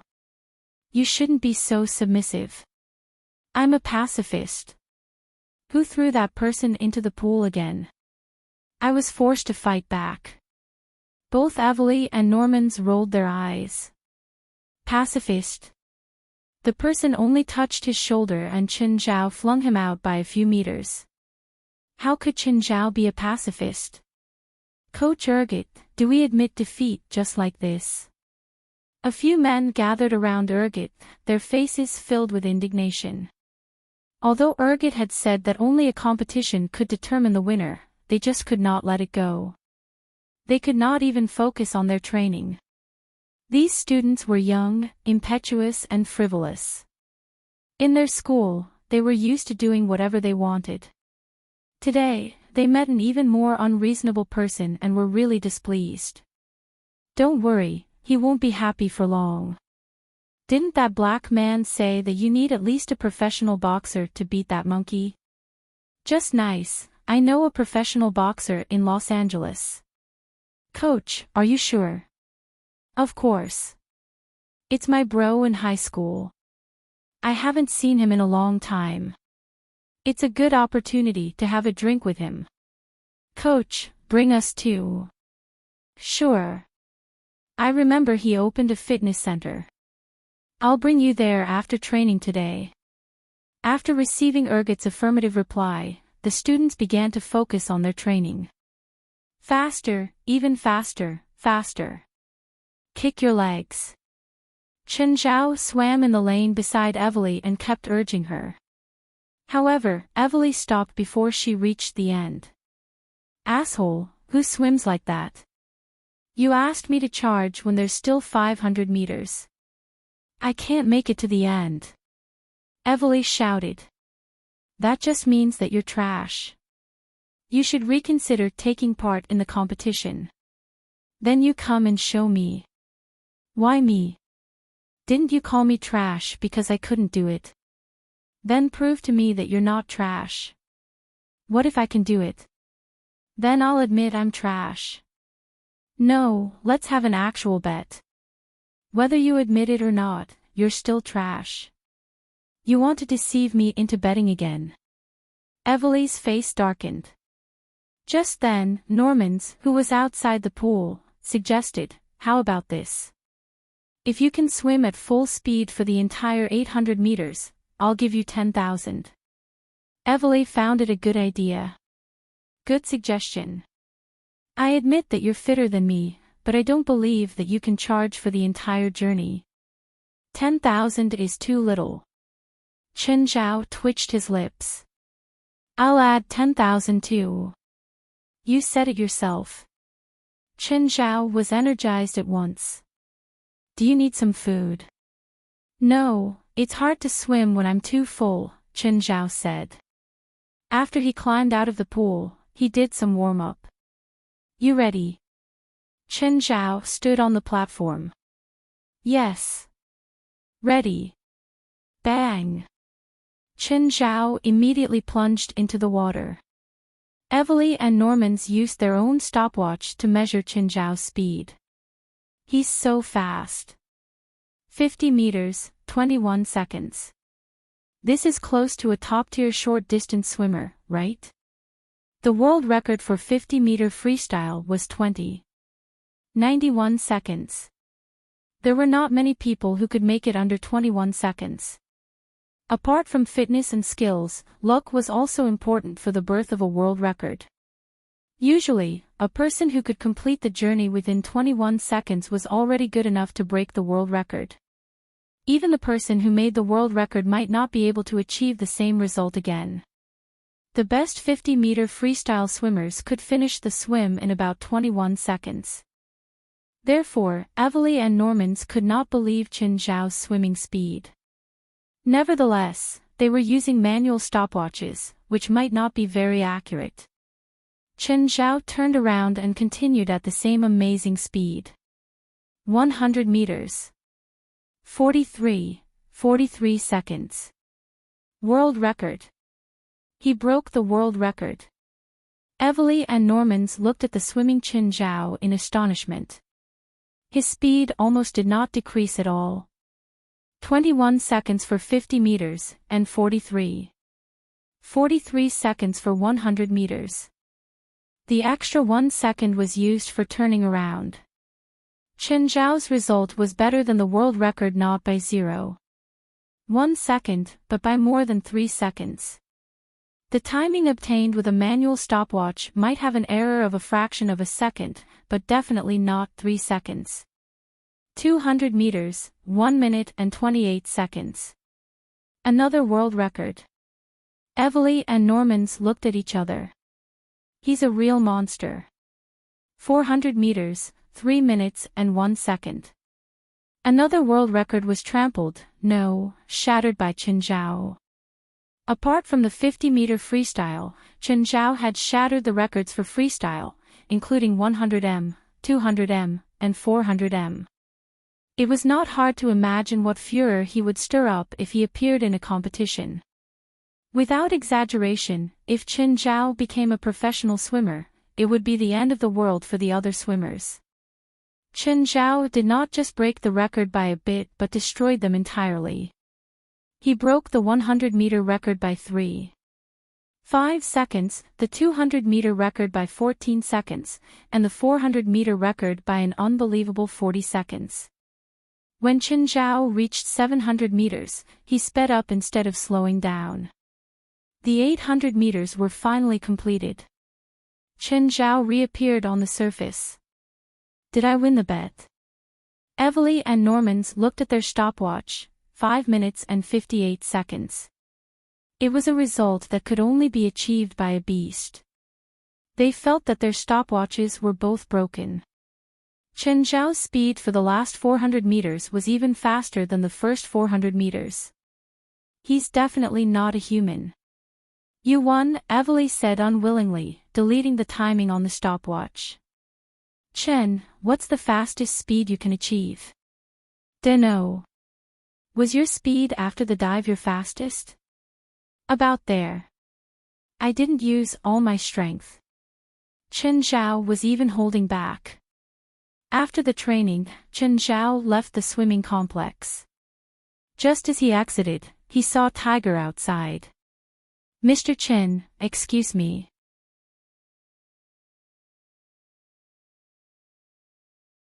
Chapter 346, 3 Classes. Chapter 346, 3 Classes. Yes. Mr. Chen, can I take some of your time? Huh? Chen Zhao was confused. Take what time? I already requested the school for a year off, Tiger said. I want to become a professional fighter and participate in this year's WBA All-American Fighting Championship for the 200-kilogram class. But I don't have a clear idea about my own abilities right now. I want to have 3 classes with you. I can pay you $30,000. What do you want to learn in these 3 classes? Chen Zhao asked. The first class, I want to do defense training, Tiger said seriously. Can you please train me in taking hits? The second class, offensive training. The third, I want Mr. Chen to seriously fight with me once. Sure. Chen Zhao needed money. After buying the RV, he had a severe loss in capital. He basically won't reject anything that could get him money. So can we start the first class now? Tiger asked. Okay. It was still early and Chen Zhao didn't have anything else to do. The boxing hall had many students and some teachers acting as temporary coaches. Most of the people there were just enthusiasts. There was practically no one who wanted to make boxing their future career like Tiger. Who's that? He actually dares to practice with Tiger. Is he crazy? Tiger took part in professional competitions before. Even though he'd done professional competitions before, they were mostly low-level ones. However, it was an unreachable level for the people in the school boxing hall. Tiger even got a boxing license this year. He posed a certain threat in competitions. One had to take part in fights against professionals. After your points reach a certain number, you'd be able to get a license. Neither Chen Zhao nor Tiger cared about the whispers. Tiger asked Chen Zhao to give him lessons because he recognized Chen Zhao's professional abilities. He wasn't very familiar with a professional's skill level now. He had to first experience a professional's abilities while measuring the difference between them. Tiger held the cushion and wore protective gear. Chen Zhao put on boxing gloves. Let's start, Chen Zhao said. They touched fists. Why did Tiger find such a short guy to practice fighting? That guy's punches can't have any power. Any random member of the boxing club would be stronger than him, right? Thud. Just then, a heavy thud came from the ring. Can you take that power? Chen Zhao gave a test punch. Everyone under the ring fell silent. The power in that punch was enough to shut them up. Yeah, it's not enough. Can you use more force? Like when you hit me last time. Okay. Chen Zhao nodded. Protect your head. Tiger put the cushion over his head. Moving, Chen Zhao said, I'm coming. Watch out. Thud, thud, thud, thud, thud, thud. Chen Zhao's punches were rhythmic, but this was only training for taking hits. He didn't attack Tiger's critical parts. Instead, he just hit the cushion. This was to let Tiger feel where his endurance limit was. As Chen Zhao punched, he asked, is this force okay? You can use more force. Up, down, left, right, up, down, Chen Zhao punched more than 20 times and Tiger suddenly called out, "Stop! Stop!" As he spoke, he took 2 steps back. "Mr. Chen, let me recover." "Okay, tell me when you're ready." Resting for 3 minutes, Tiger was back. "I'm good.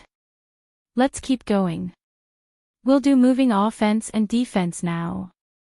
"Sure." The two started moving.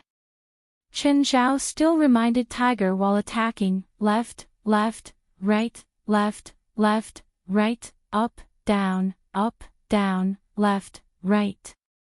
Thud, thud, thud, thud, thud. This guy is too strong. He can actually force Tiger back. Tiger felt Chen Zhao's power and speed.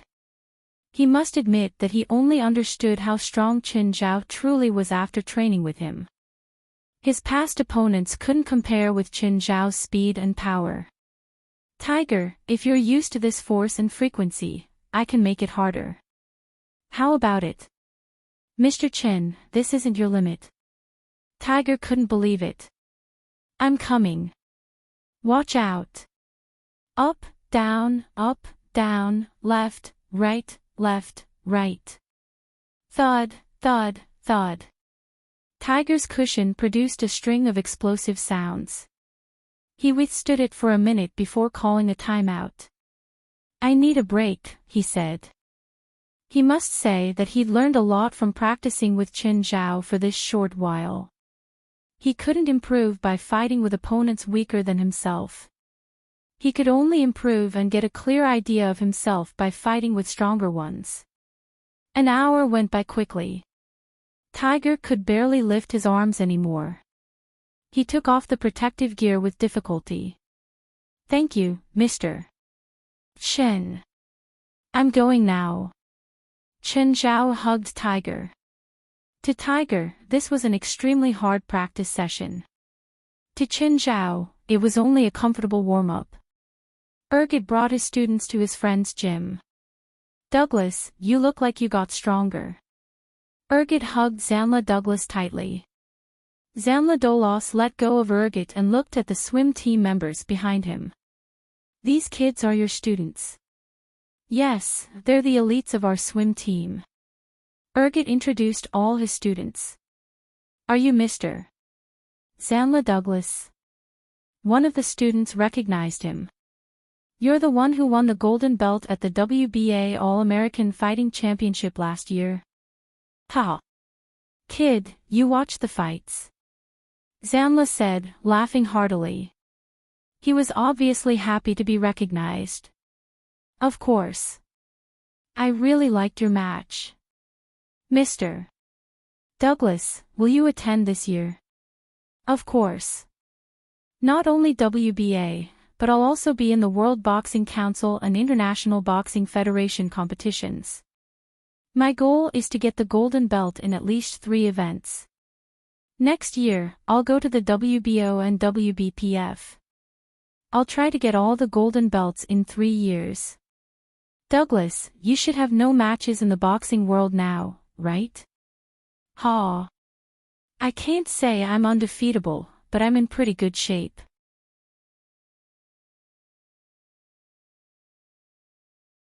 Chapter 347, Princess's Punishment. Chapter 347, Princess's Punishment. "Douglas, how about a drink tonight?" "Sure." "Dobby, do look after the center." "I'm going out with my friend." "Of course. Just leave everything to me." "Mr. Douglas, our coach was bullied by someone at UCLA today," a student suddenly complained. "Huh?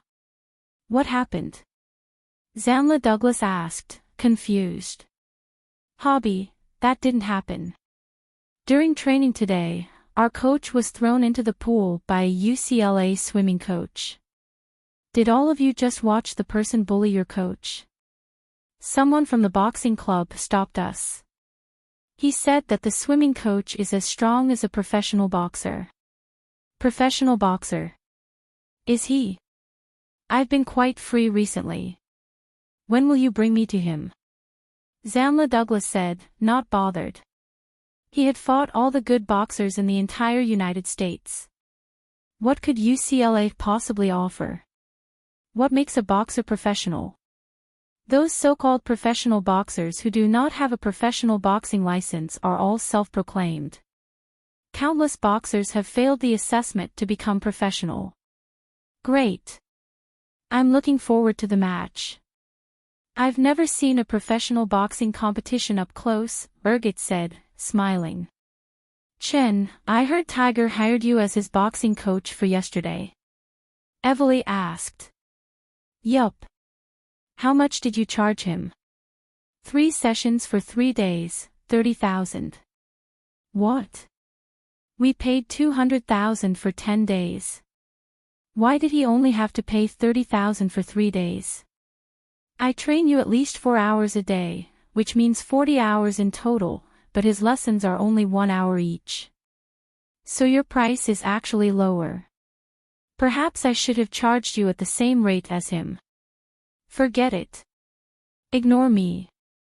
Evely already had a hard time squeezing out 200,000 to pay Qin Zhao. If Qin Zhao were to charge her at Tiger's rate, she would probably need to ask her family for money. Alright, let's start the training today. Chen, why don't you teach me boxing? 10,000 per hour. You want it? Stingy asshole. I don't have time to waste with you. Quickly, change to your swimsuit. 4 hours later, the training ended. Chen Zhao changed his money-making arena to the boxing club. The training today was getting beaten. Of course, Tiger would attack and Chen Zhao would get beaten. Punch harder, harder. Did you not have breakfast? Or both breakfast and lunch? Tiger realized that no matter how much force he used, Chen Zhao would not move an inch. This is strong enough, but it's boxing. Who can you even hit after charging your attack for 10 seconds? The previous day, Tiger realized that he could not withstand Chen Zhao's attacks at all. He had to rest after a few minutes. When he got home, he even had to use some medication. Now it was his turn to attack, but he could not move Chen Zhao, regardless of how hard he tried. Coach Eradicate, he's in the boxing club now, practicing with that black man yesterday. Okay, I knew they know each other. I've asked around. That Asian has a 1-hour lesson for today, as well as yesterday. How long have they been boxing? More than half an hour already. Douglas needs more than half an hour to reach. Looks like today's not the day. I'll ask Douglas to go early tomorrow. After hanging up the call with his student, Eradicate called Zamla Douglas. Douglas, are you free tomorrow afternoon? Yes. Can you go to the UCLA boxing club tomorrow at 2? Will the person who hit you be in the boxing club? Yes. Alright, got it. I'll be there tomorrow. Tiger, that's the end of the session, Chen Zhao said. Mr. Chen, how strong do you think I am? Tiger asked. Quite strong, but not top tier, I'm afraid, Chen Zhao said frankly. Mr. Chen, have you fought with a top-tier boxer before? Yes, once. How big is the difference between him and me? He can hurt me. Tiger was speechless. Fine, I'll work hard. Have a good rest today. Tomorrow, we'll have a proper fight. I will. Tiger asked again, Mr. Chen, how strong is your heaviest punch? You don't want to know. Chen Zhao recalled how he broke Gaia's punching machine last time. He felt that his strength had grown significantly since then. It was pointless to let Tiger know his strongest punch because their difference was too big. In fact, Chen Zhao did not even dare to use too much force during the training. Otherwise, he might really destroy the promising young man in one punch. After returning to the RV, Chen Zhao took a shower. He realized that there was some poop in the toilet bowl. Princess, you left it, right? Didn't flush again, huh? Princess looked wronged and pointed at Black Maw. Roar. Stop accusing Black Maw. Only you could leave such a big mess. Chen Zhao widened his eyes at Princess. Go and do 10 push-ups. Last time, Chen Zhao brought Princess around the college and she left some feces on the ground, forcing Chen Zhao to clean it up. Since then, he had been leaving Princess in the van. Of course, he would leave Black Maw and White Maw in the van, too. They were always overexcited when there were people around. Whenever they saw a person, they would chase him or her, causing a very bad influence on the college. On the other hand, Princess's biggest hobby was lying down. Second hobby, eating. Third hobby, eating while lying down. Hence, she was delighted to stay in the van. Nevertheless, while Princess was clever, she was forgetful. She had been taught how to use the toilet, but she would always forget to flush. To her, the most painful thing was to receive a punishment. Push-up was the thing she was most scared of, especially given her current weight. 10 push-ups were almost enough to kill her. Over the last period, she had doubled in weight. How did 1,000 kilograms feel like? A small car probably only weighed 1,400 or 1,500 kilograms. Chen Zhao did not have the slightest doubt that with her current growth rate, Princess's weight would surpass that of a car very soon. Princess was now a real giant. She was the largest carnivorous beast on land. Nothing could be bigger than her. Roar, roar. No. Then no dinner tonight. Roar. Princess submitted. She lay on the ground and began to do push-ups. Although her push-ups were nowhere near being standard, Chen Zhao barely accepted them. You better remember this. If you don't flush again, it'll be 20 push-ups. Chen Zhao glanced at Princess. All right, let's go home.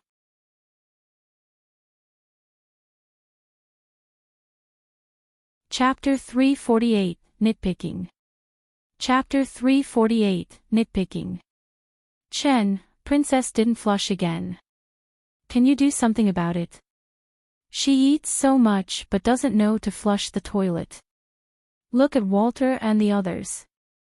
They don't eat as much as her, but they've learned to flush the toilet long ago. Chen Zhao clutched his head. Lock her up in the bathroom for a night and make her flush the toilet 100 times. Then she'll tear the bathroom apart. This isn't our home. Are we really going to tear the house down before we leave? Time goes so slowly. There are still 20 days. It's not that slow. When we visit Sacramento for a few days and come back, it'll be about time. Fali nestled in Chen Zhao's arms. Oh, what gift did you prepare for Dad? Haven't decided. Do you have suggestions? I can't think of anything either. Fali shook her head. How about we give him a grandson? Chen Zhao asked with an evil smile. His hand was already touching Fali inappropriately. You're so bad. If my dad knows about this, he'll definitely hang you on the wall and practice hunting. More and more schools' swim teams started coming to the UCLA natatorium because the sports competition was in 3 days. It was also Chen Zhao's last day training Evely and Norman's. He didn't torture them anymore. Chen, Norman's asked. You aren't going to test our improvements? You're not competing. Why do you want to test? Then what about Evely? She's going to compete. She'll know her improvements by then. You can explain everything. Norman's glared at Chen Zhao. It was just because Chen Zhao was lazy and didn't even want to test them. Take it. Evely's and my payment. Norman's handed Chen Zhao a $200,000 check. Adding on the $100,000 prepayment, he'd made $300,000 in 10 days. This check was pretty much enough for the electrical equipment of his new home. $300,000 was enough for a regular house with furniture. Even $100,000 would be enough. However, Chen Zhao planned on installing a home monitor system, in other words. Of course, it wouldn't be like the kind in sci-fi movies. It could only do some simple things according to the owner's words. The price of the equipment and installing the system would be at least $100,000. Chen, will you come to my meet? Evely asked. Which day? Second day of the entire competition. There are still 4 days. It's at 3 p.m. Okay, I'll watch you compete. Chen Zhao left the pool. He was about to go to the boxing club when Wright called. Hi, Wright. Chen, come to my office. Okay, coming. Chen Zhao hung up and called Tiger. Tiger, let's push our fight back half an hour. The principal called for me. Sure, I'll wait. Right. Chen Zhao knocked on Wright's door. Come in. Chen Zhao sat comfortably in Wright's office. What's wrong? You've been training Tiger in boxing these days, right? Yeah. Is there a problem? Tiger told you about taking a break from school to participate in the professional competition, right? Yeah, he told me about that. Chen Zhao didn't understand why Wright was asking this. Do you think it's suitable for Tiger to enter the professional circle? Chen Zhao considered this and answered, it's not a question of suitability but whether he wants to or not. Chen, Tiger's grades are pretty good and this career has a certain danger to it. His family isn't rich either. He's not rich? Chen Zhao was shocked. But he promised to pay me $30,000. Where will he get that from? He competed a few times before and has a part-time job, Wright said. It's probably his savings from these years. Technically, the school won't stop a student from chasing after his dreams, but we must also consider their future and life. With his grades, he'll definitely find a good job in the future if he graduates. But if he enters the boxing field, he'll be nothing if he can't perform well. That depends on the school's definition of success. Chen Zhao could feel Tiger's love for boxing.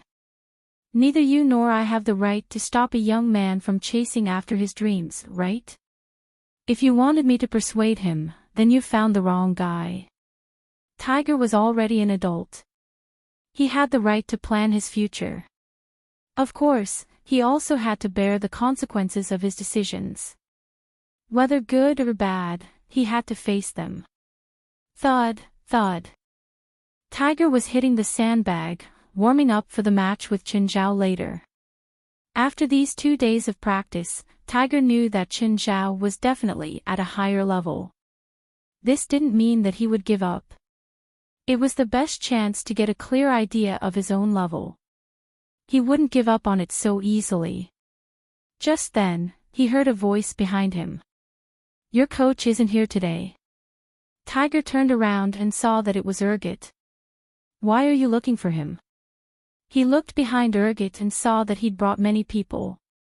If you're here looking for trouble, you better get out. Otherwise, I'll throw you all out. Just then, a big guy standing in the back took off his hat. You mean you'll throw me out? Tiger froze, looking at the big guy who was similar in stature to him. You're Zanla Douglas. Shock was written all over his face. You said that you'll throw me out, didn't you? Zanla said. I didn't know you're here, Tiger explained hurriedly.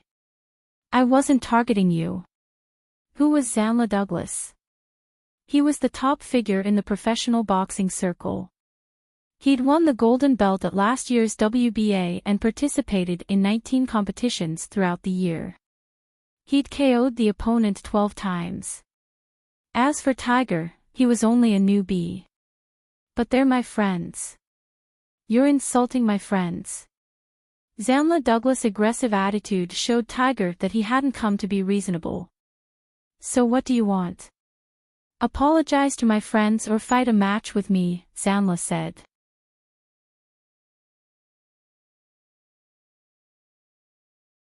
Chapter 349, Tiger's Future. Chapter 349, Tiger's Future. Sure, Tiger agreed readily. Everyone in the boxing club stared at him. The other party was deliberately provoking him. He had no reason to reject and no path to retreat. The two wore their boxing gloves and entered the ring. Let's confirm the rules first.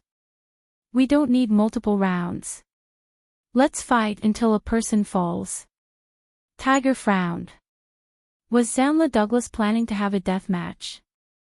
Usually, there would only be death matches in underground boxing. Nevertheless, Tiger did not flinch. He felt that he was strong enough. He did not know if he could beat Zanla Douglas, but he was confident that he would not lose too badly. All right. The two touched each other's gloves, indicating the start of the match. None of them attacked rashly.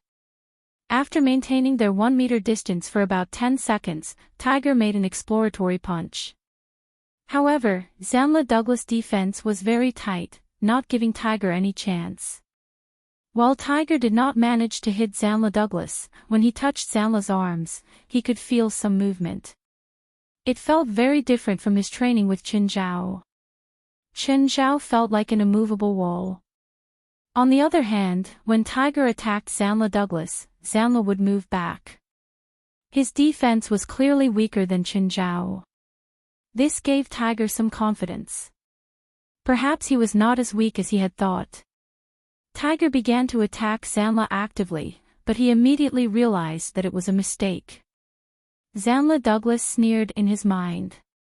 Tiger was new, after all, and took the bait so easily. At the instant Tiger attacked, Zanla Douglas accurately hit Tiger's chin with an uppercut. Right away, Tiger took a few steps backward, his teeth almost all broken. It was a very powerful punch. Zanla Douglas used all his strength. Indeed, his punch was more than 100 kilograms heavy. If a normal person was hit, he or she would almost certainly have a concussion. Tiger was still in confusion and unable to react. Zanla Douglas attacked again. This time, he punched Tiger's eye. Below the ring, Eradicate smiled and said, "Ha! What a weakling. That's Mr. Douglas. He got the gold belt before. This big guy thought that he can fight with Mr. Douglas just because of his size. What an idiot. Mr. Douglas once KO'd a 2.05 meters boxer in one punch." The people from UC San Francisco were all gloating.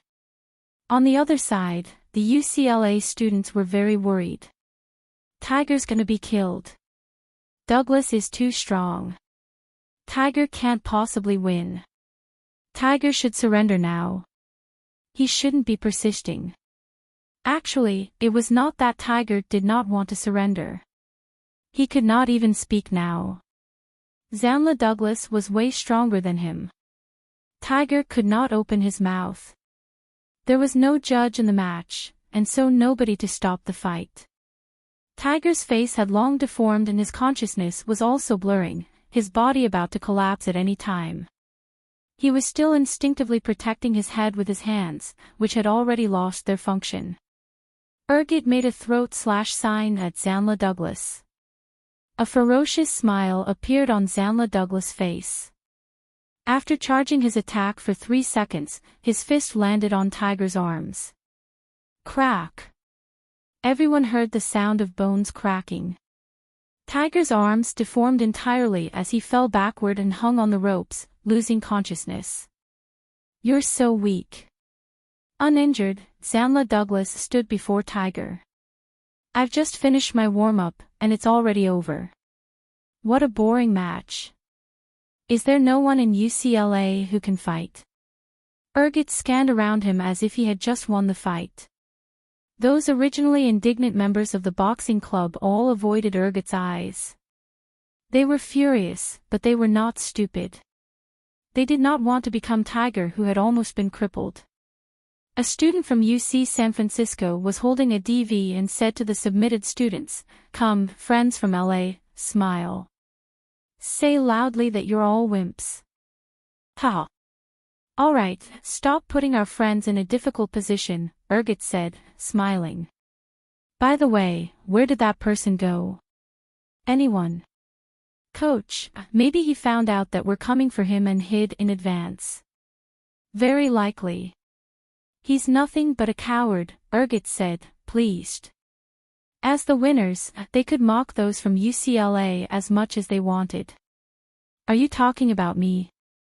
They heard an abrupt voice. Everyone turned to look at the door. Chen Zhao was standing at the door with a cold face.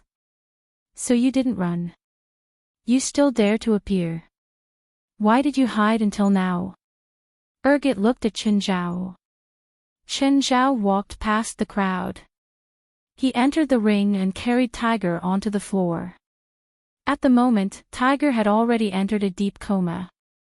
One of his eyes was blind, all his teeth were crushed and he even had comminuted fractures in both arms. Judging from his injuries, his career had ended before it even started. He needed at least 3 years to recover, not to mention that one of his eyes was blind. It was too cruel for a young man. It's you. When Zanla Douglas saw Chen Zhao, the arrogance on his face vanished. I heard that you want to have another fight with me, Chen Zhao said. I just had one. I'm tired. Chen Zhao glanced at Zanla Douglas, after which he said to the student holding the DV, come here. What? You want to beat me up? It's no longer your territory. Mr. Douglas is right here. I want you to turn the camera to your hero, Mr. Douglas. Chen Zhao said emotionlessly, Douglas, if you don't want to fight with me, fine. Just kneel down and admit that your dog's hit. Asian, you think I'm afraid of you? Zanla Douglas roared. Chen Zhao took off Tiger's gloves, wore them and fastened them with his teeth. Then, he said to the students from the boxing club, carry Tiger down the ring. Can Mr. Chen do it? He can't possibly win Douglas. Their sizes are too different. The members of the boxing club discussed softly. Nobody thought Chen Zhao could win.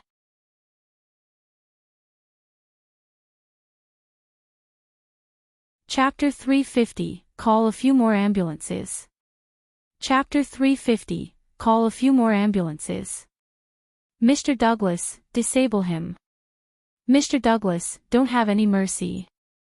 Kill him. Kill him. Kill him. The UCSF students were all cheering below the ring. On the other hand, the UCLA students were all silent. However, none of them saw Douglas' expression. Right now, his face had unprecedented seriousness. He and Chen Zhao had fought before and he'd lost. When he did secret boot training later, he always imagined Chen Zhao as his opponent. He wanted revenge every second of the day. The chance was finally here. It was sooner than he'd expected, but he wouldn't back down. Come on. Chen Zhao and Zanla Douglas stood face to face. It was like a lamb facing a tiger. No one thought that Chen Zhao could win. They were too different and no one could see any hope. Earlier, they thought that Tiger and Douglas were more similar in figure and could take some hits. However, Tiger had lost miserably. He couldn't even last 3 minutes. Chen Zhao wasn't even a professional boxer. Could he last a minute before Douglas? No, he probably couldn't even last 30 seconds. He might be KO'd instantly. The instant the match began, Chen Zhao's eyes finally flashed with a cruel light. Douglas immediately raised his arms, protecting his face. Chen Zhao didn't plan on going easy. He punched directly, smashing Douglas' arms. Crack. The audience wasn't unfamiliar with this sound. It was the sound of bone shattering. They also saw blood and pieces of boxing glove, as well as Douglas, who flipped backward. Chen Zhao chased forward and slammed down on Douglas' chin. He was sent into the air, flying out of the barriers. He fell down the ring and couldn't get back up. It was deathly silent. No one could make a single sound. Chen Zhao took off his gloves and tossed them on Douglas. In the boxing ring, this action was extremely humiliating. If someone did this before the match, it meant the following match would be to the death. Right now, no one spoke. They saw that one of the gloves had a hole in it. Chen Zhao came down from the ring. "Call the ambulance," he told the boxing club. A few of them. Then he walked toward the UCSF crowd. Everyone took a step back. No one dared to face Chen Zhao. No one wanted to face this human-shaped monster. "You're called Eradicate, right?" "Don't mess around," Eradicate said, pretending to be strong. "If you dare hurt me, I'll call the cops. I heard you say earlier that no one at UCLA can fight. This is the boxing club. Even if you call the cops, I'll just have to pay a few hundred in medical bills," Chen Zhao ended nonchalantly. "I can prove that this Mr. Eradicate challenged UCLA first." "Me too. I can prove it too. Let's go. We'll solve this problem in the rings." "You can't do this. You barbarian." I'm not going." A student was about to run. Chen Zhao whistled and the escaping student ran back in panic. "Bear, bear. There's a bear." Princess blocked the entrance, terrifying everyone. The boxing club members were all right. After all, Princess wasn't a rare guest. They'd more or less heard of her rumors. It was different for the UCSF students though. They didn't know about this creature's existence at all. Even when sprawled on the ground, Princess was 1.6 meters tall. If she stood up, she would be over 3.5 meters. She could practically touch the ceiling. With such a huge body blocking the door, not a single crack was left open. "Now, you all either come fight me or go face her," Chen Zhao said, pointing at Princess. "Now, make a choice." Roar. Princess' roar was a wave of sound. Everyone covered their ears. This was the strongest carnivore on land. There were two choices before the UCSF students. If they faced Chen Zhao, they would definitely be disabled. If they faced Princess, they would die. I can make it easier. You all can come together and don't have to follow boxing rules. I wasn't planning on following the rules with you either. Eradicate and the others had a shred of hope. After all, they had strength in numbers. Chen Zhao was alone. No matter how strong he was, he couldn't fend off so many people at once. "You said it. We have so many people. There's nothing to be scared of. Let's go." Ah. 3 minutes later, all the UCSF students were on the ground with bruised faces. Ergit's arm was broken. He was still cradling his arm, wailing in pain. Chen Zhao had gotten some kicks and punches, but he didn't feel anything. "Is the ambulance still not here?" he asked. Almost," someone from the boxing club answered. Right now, Chen Zhao had transformed into a monster. All these people had been knocked down by him. They suspected that even if there was twice as many people, they still wouldn't be Chen Zhao's match. Chen Zhao went to stabilize Tiger's condition. Other things could be taken care of later.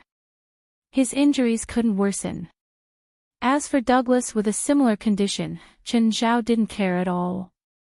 Finally, the ambulance came, but the school representatives also arrived. "Can someone tell me what happened?" Wright asked, pointing at all the injured people. "UCSF students wanted to have a friendly match with our boxing club," Chen Zhao said nonchalantly. "But they seem to be from the swim team. Bullshit, a balding middle-aged man yelled. My students have a match in 2 days. Why would they come to your boxing club for a friendly match? Mrs. Right, you and your students must give me an explanation. Otherwise, I'll report it to the police. Wright glanced at Chen Zhao, who handed her a DV. My explanation is in there. Oh, if you want to call the cops, you better hurry up. My time is precious. Wright watched the content in the DV for a while without speaking. Then she handed it to the balding man. Mr. Burke, take a look. If you wish it, I don't mind calling the police. The balding man had a strange expression after watching it. What could he say? His students came to provoke them but lost and were creamed. It didn't even matter who was responsible. Merely the result was humiliating. It may even affect UCSF's reputation. The video content definitely could not be exposed.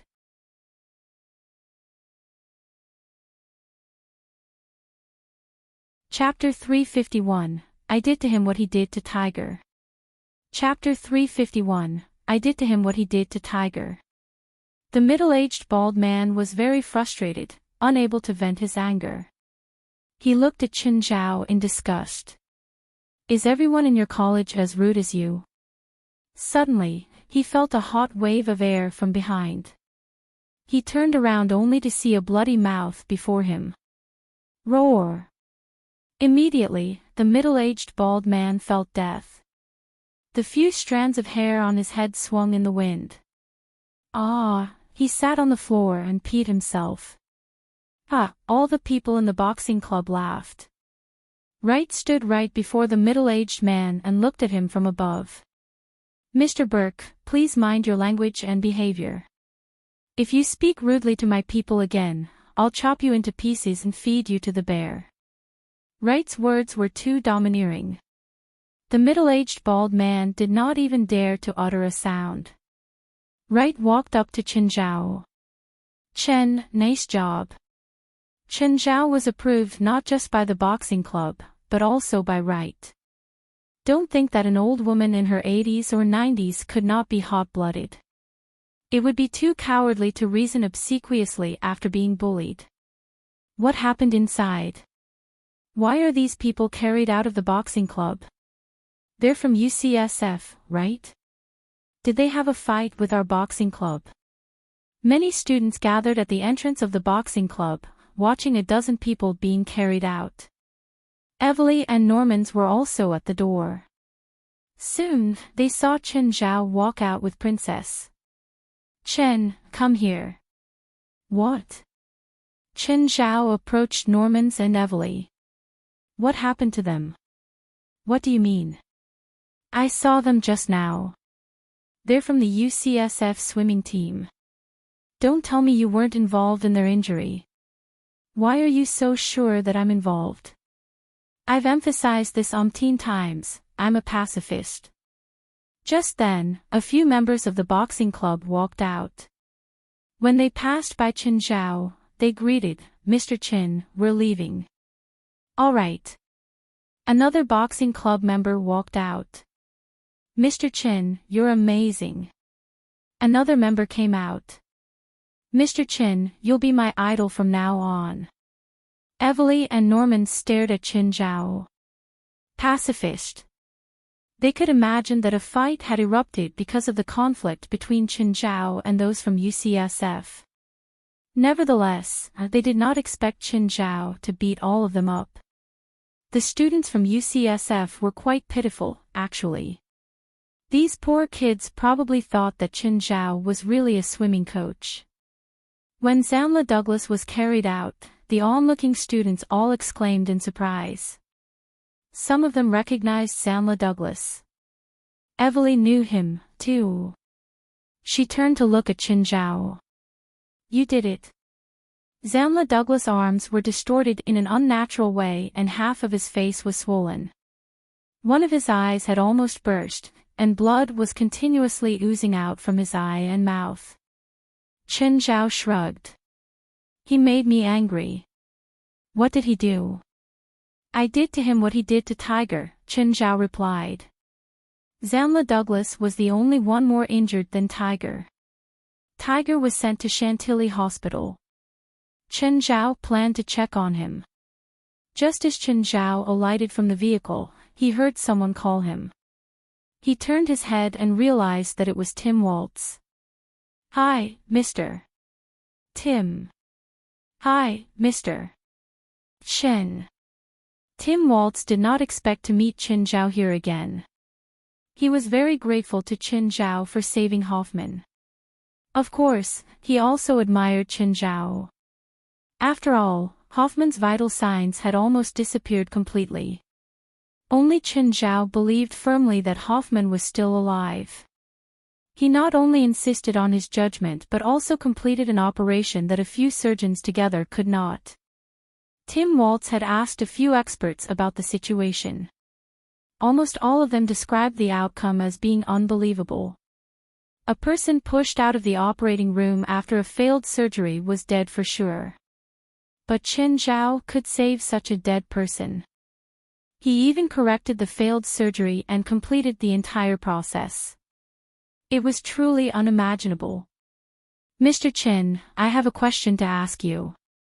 Are you free? What question? I've asked a few experts and they said that Hoffman shouldn't exercise, but you asked Hoffman to exercise suitably. Is it? Yes. Can you tell me who is correct? Arrange a checkup for Hoffman and then give the report to those experts, Chen Zhao said. I still have something urgent. I'm leaving. Bye. Tim Waltz was puzzled. Were there any changes to Hoffman's body? Why did he need another checkup? Chen Zhao entered the hospital and found 4 right away. Chen, why are you here again? To see WAT leaders? No, my student is hospitalized. Help me to find his medical report. What's his name? For searched on the computer in her office. Tiger, 21 years old. For opened his medical report. Take a look yourself. Why is your student so badly injured? He fell down while drunk. Chen Zhao turned the computer monitor. When he saw the injury report, his heart sank. Although he did not cause Tiger's injury directly, he was definitely part of the cause. Left eye retinal detachment, vitreous hemorrhage, destructive corneal damage. Can't be repaired. Lens necrosis, don't think a fall can cause those. And also comminuted fracture in both arms.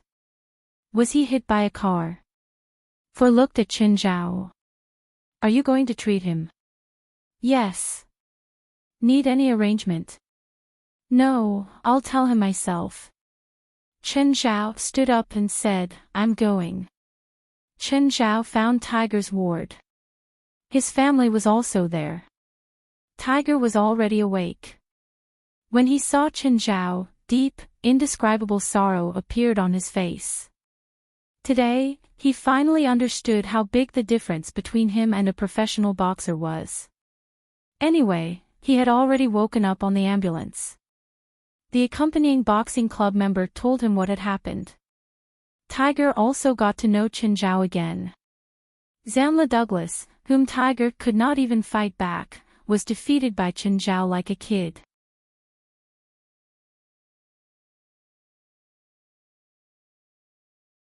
Chapter 352, Choice. Chapter 352, Choice. Tiger, I said this before. Stop boxing. Can't you just go to class and study? Look at you now. Tiger's mom wiped at her tears. The doctor said that you need at least 2 to 3 years to recover. Excuse me. Chen Zhao walked up. Tiger, I have good news for you. A management company wants to sign you as their athlete. Tiger looked at him blankly. Mr. Chen, do you think I can still box now? Miss, can I talk to Tiger alone? Tiger's mom turned toward Chen Zhao. She didn't know how she should reply. Mom, let me talk to Mr. Chen. Fine. Tiger's mom finally got up and left the room. Tiger, do you know Rufford? Yeah, he's the top American sprinter and 14th track athlete worldwide. I'm his main doctor, Chen Zhao said. We also have an agreement. Last October, his injuries were similar to yours. He told Tiger about his and Rufford's story. I sponsored him with the condition that a portion of his earnings would go to me for 2 years. Tiger looked at him. Mr. Chen, can you heal me? Yes. In at most a month, I'll help you recover and also act as your temporary coach to train you. So you're saying that if I sign the contract, I can be like Rufford? Tiger grew excited. Rufford and I didn't sign any contracts. We just trust each other. But if he goes against our promise, I'll make him pay. Chen Zhao looked at Tiger. You too. I won't sign any lawful contracts with you. I can't promise that you can be more successful than Rufford either. I can only say that you'll stand in the ring again, stronger than before. Okay, I accept. Tiger agreed to Chen Zhao's suggestion without even thinking. Right now, he had no other choice. One option was not doing anything and recovering for 2 or 3 years. After that, his boxing career would be completely destroyed. After all, he was at the prime age now. 2 or 3 years later, he would be going downhill. The other option was accepting Chen Zhao's suggestion and gambling his future. Stay in the hospital for now. I already paid for all the bills. When you recover, we'll start the treatment. Also, I helped you find a management company. It's CAA, just like Rufford. Tiger felt that Chen Zhao was a stranger. From the first conflict to the later apology to going to Chen Zhao and asking for help, until now. He discovered that Chen Zhao was clearer about his future development than he was himself. The man even knew CAA.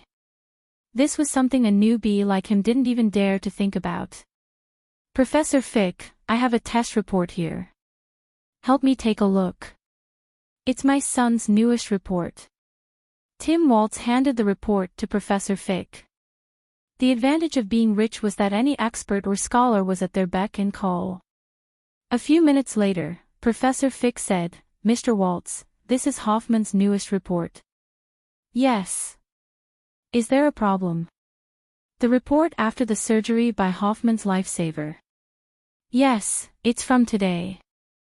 Mr. Waltz, can you introduce me to that man? What's wrong? Tim asked, confused. I would like to learn from him. I can't even call myself a professor before him. Why? Tim Waltz was even more confused. From what he could see, Chen Zhao was young enough to be Professor Fick's student. Hoffman's heart surgery was very successful. You can even say that it's perfect. It's much more effective compared to the first surgery. His heart's shape is already close to the regular shape. The heartbeat is just a tad slower. This is because Hoffman's long-term lack of exercise caused his heart to be too weak. Judging from this report, Hoffman indeed should try some exercises. You're saying that Hoffman can exercise like regular people? Not yet. I still need to get some data so Hoffman won't overexercise.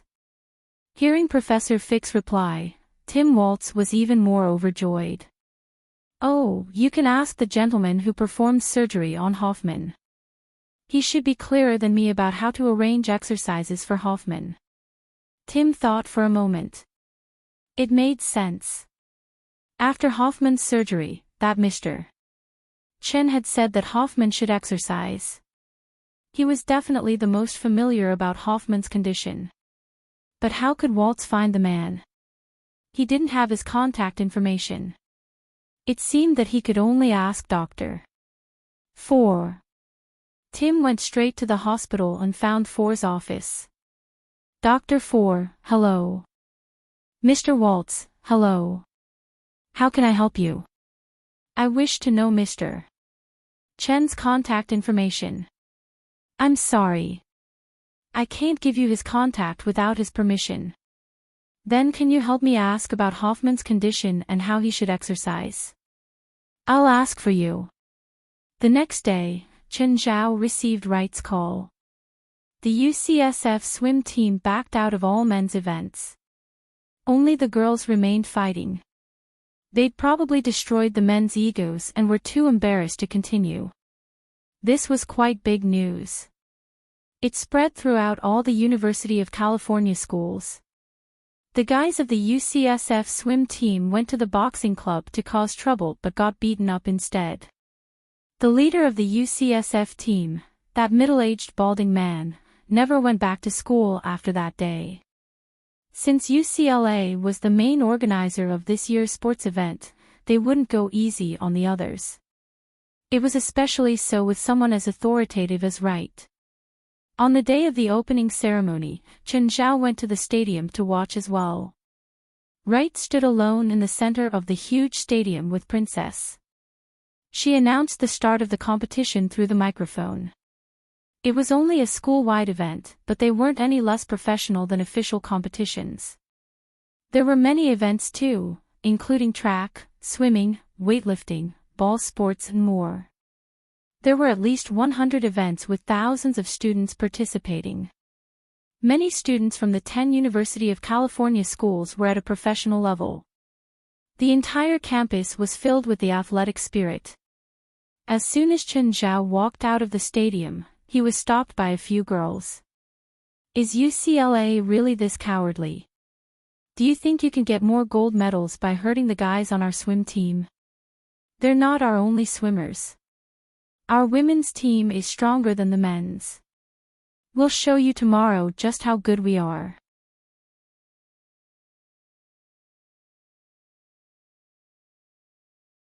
Chapter 353, A King's Grandeur. Chapter 353, A King's Grandeur. Chen Zhao smiled. Do these ladies even know what actually happened? Forget it. They can do whatever they want. Looking at these naive girls, Chen Zhao could not bear to tell them the truth. He would rather let them live in their own world. Chen Zhao left the stadium. Fali found him. Why are you here? Are you not watching the competition? I'm a sports idiot. I'm not interested in the competition, Chen Zhao said lightly. Fali was speechless. What did the sports monster, someone who could break world records at any time, just tell her? Your words will make all the athletes in the world feel ashamed of themselves. By the way, you see those girls? Chen Zhao pointed at the UCSF female swimming team in the distance. Why? You like one of them? If any of them is in the same pool as you, beat the shit out of them. Did they make you angry? They just taunted me. Fali glanced at Chen Zhao. What a narrow-minded person you are. Meow, meow. Fali lowered her head. The little cat that Chen Zhao would usually carry ran to his feet with a sausage in his mouth. Why did you just leave him on campus? Aren't you afraid that he'll go missing? I really hope that he'll go missing, Chen Zhao said, unconcerned. Unless Chen Zhao threw Samuel into outer space, it was almost impossible to get rid of Samuel. I'm leaving. Bye. Chen Zhao lifted Samuel up, who wiggled in his arms. I've just gotten myself another believer. Do you see it? It's an offering from my believer. Do you see it? How many believers do you have here? 7, no, it's 8. It seems like you need to work harder. You've taken another big step toward ruling the world. What's this thing called? Samuel asked, pointing to the sausage in his mouth. Sausage. Add this to our deal earlier. When will you summon me to hell? I need some time to prepare. Prepare what? It wasn't this troublesome when Abito's father summoned me to hell. He could do it any time. Abito's father is just a great lord, but I'm a demon king. Of course, I need my grandeur.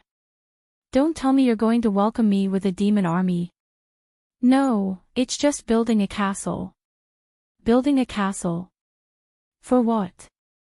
As my palace, of course. Where do you normally stay? The dark forest. It'll be too embarrassing to summon you there. Chen Zhao roughly got it. The place Samuel usually lived in was too desolate. Samuel would build a temporary castle to save his face. How long do you need? A few days, perhaps. How big will it be? It won't just be a cottage, will it? Are you humiliating me, the king? How do I dare to? Your face is telling me that you do. Chen Zhao planned to change the topic. Do you hardly leave the dark forest? Almost never, Samuel answered. It was no wonder Samuel looked very much like a provincial, even a village idiot. Then what if your subordinates want to see you? Simple, just send a demon who can speak very fast to see me. Why must the demon be able to speak fast? If he speaks too slowly, he might be eaten by me before he finishes. Suddenly, Chen Zhao bumped into a passerby, but the passerby was definitely at a disadvantage. Sorry, the person apologized first. Chen Zhao observed the person.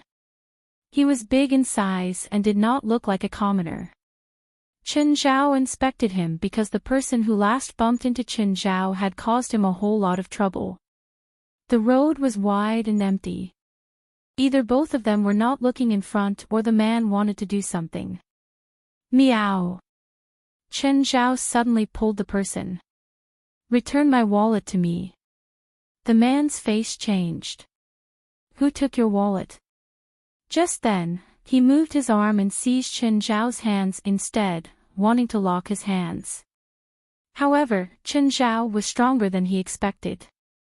Chen Zhao's hands did not move at all.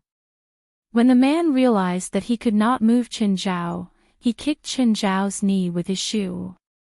Chen Zhao still did not move. Actually, the force was not even as big as when Princess playfully ran into him.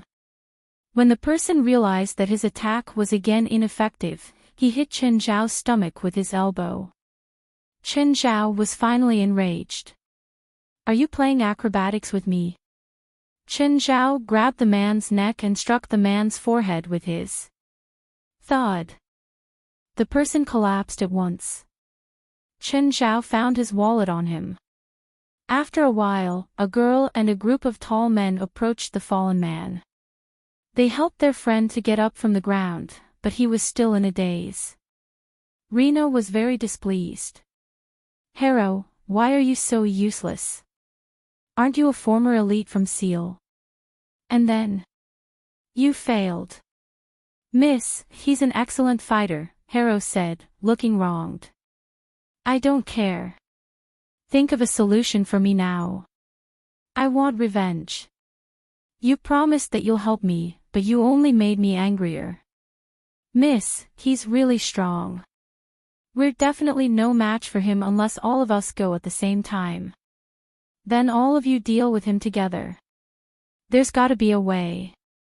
Miss, if we fight in the city, it'll cause a lot of trouble for you. Then how? Wait for him to go somewhere deserted. I don't have that much time. Miss, according to our findings, he appears to be a UCLA lecturer, but he's actually an illegal doctor. So what? Are we going to collect evidence and then send him to the police station? No, we can use his intermediary to trick him out of the city. By then, we can deal with him in whatever way we please. Great, very good idea. Go and do it, quick. Miss, where should we bring him to? The sea. Isn't he a swimming coach? I'll let him swim all he wants. Hero, prepare me a yacht. Miss, you should not show up. If he sees you, he might sue you. No, I want to see him beg me.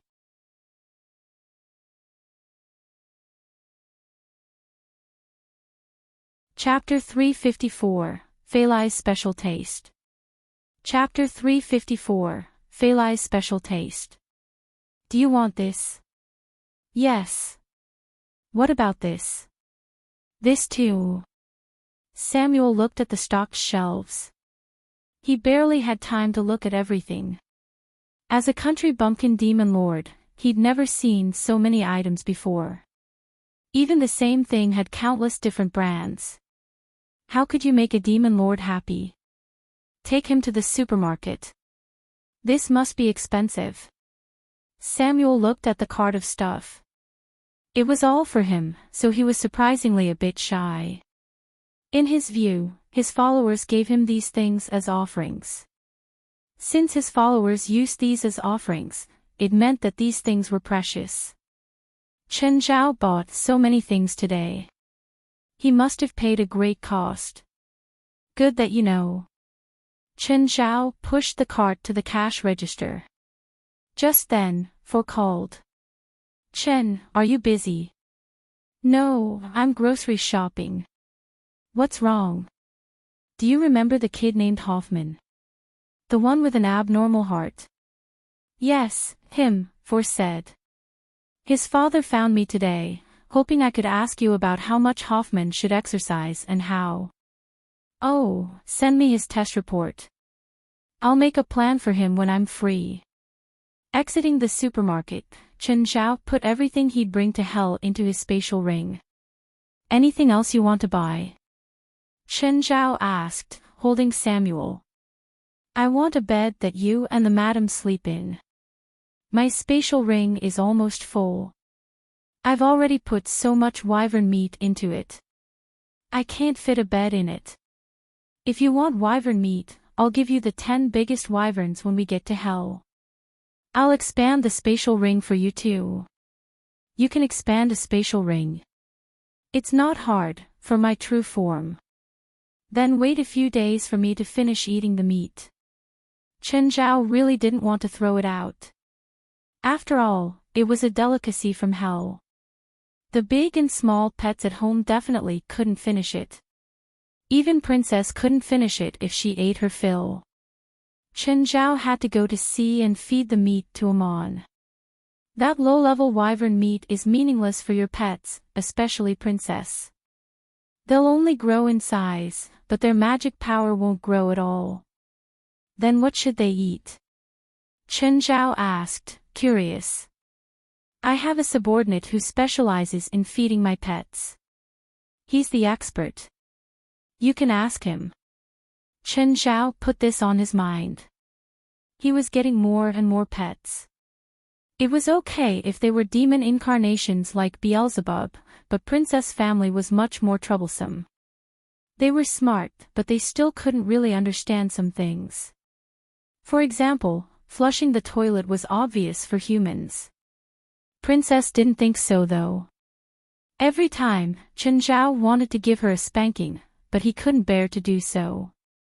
If he had the chance, Chen Zhao indeed wanted to talk to this expert. At home, Chen Zhao started preparing dinner. Fali came back a while later and joined to help in the kitchen. After making dinner, Chen Zhao and Fali sat by the side. Leaning against Princess, they drank beer and ate dinner. Fali, I'm going there again in 2 days, Chen Zhao said. Is there anything you want? I don't even know what stuff they have. How do I know if you can bring it back? Just say whatever. I'll try my best to bring it back if they have it.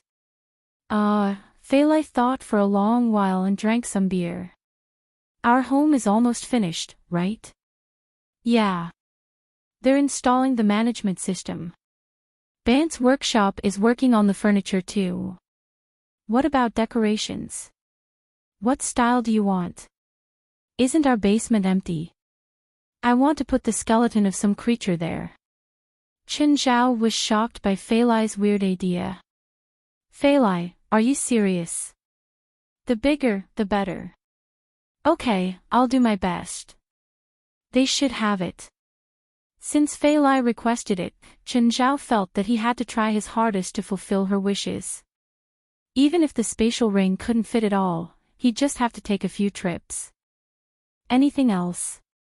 For yourself. Oh, how about you bring a present for Dad? Fali suggested. What does he like? I don't know.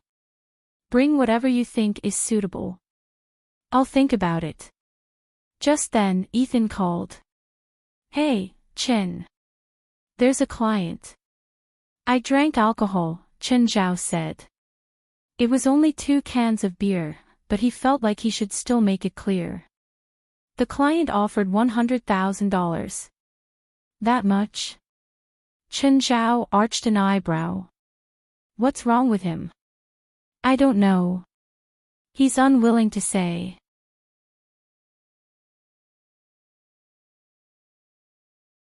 Chapter 355, How About a Truce? Chapter 355, How About a Truce? Jarl operated the speedboat and they advanced quickly out to sea.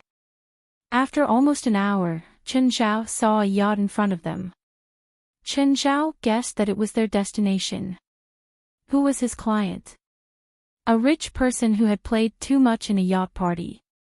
Or a rich person who had accidentally injured someone. The speedboat approached the yacht slowly. A ladder dropped down from the yacht. Jarl asked Chen Zhao to climb first and he would follow. Chen Zhao climbed onto the yacht and saw many bodyguards.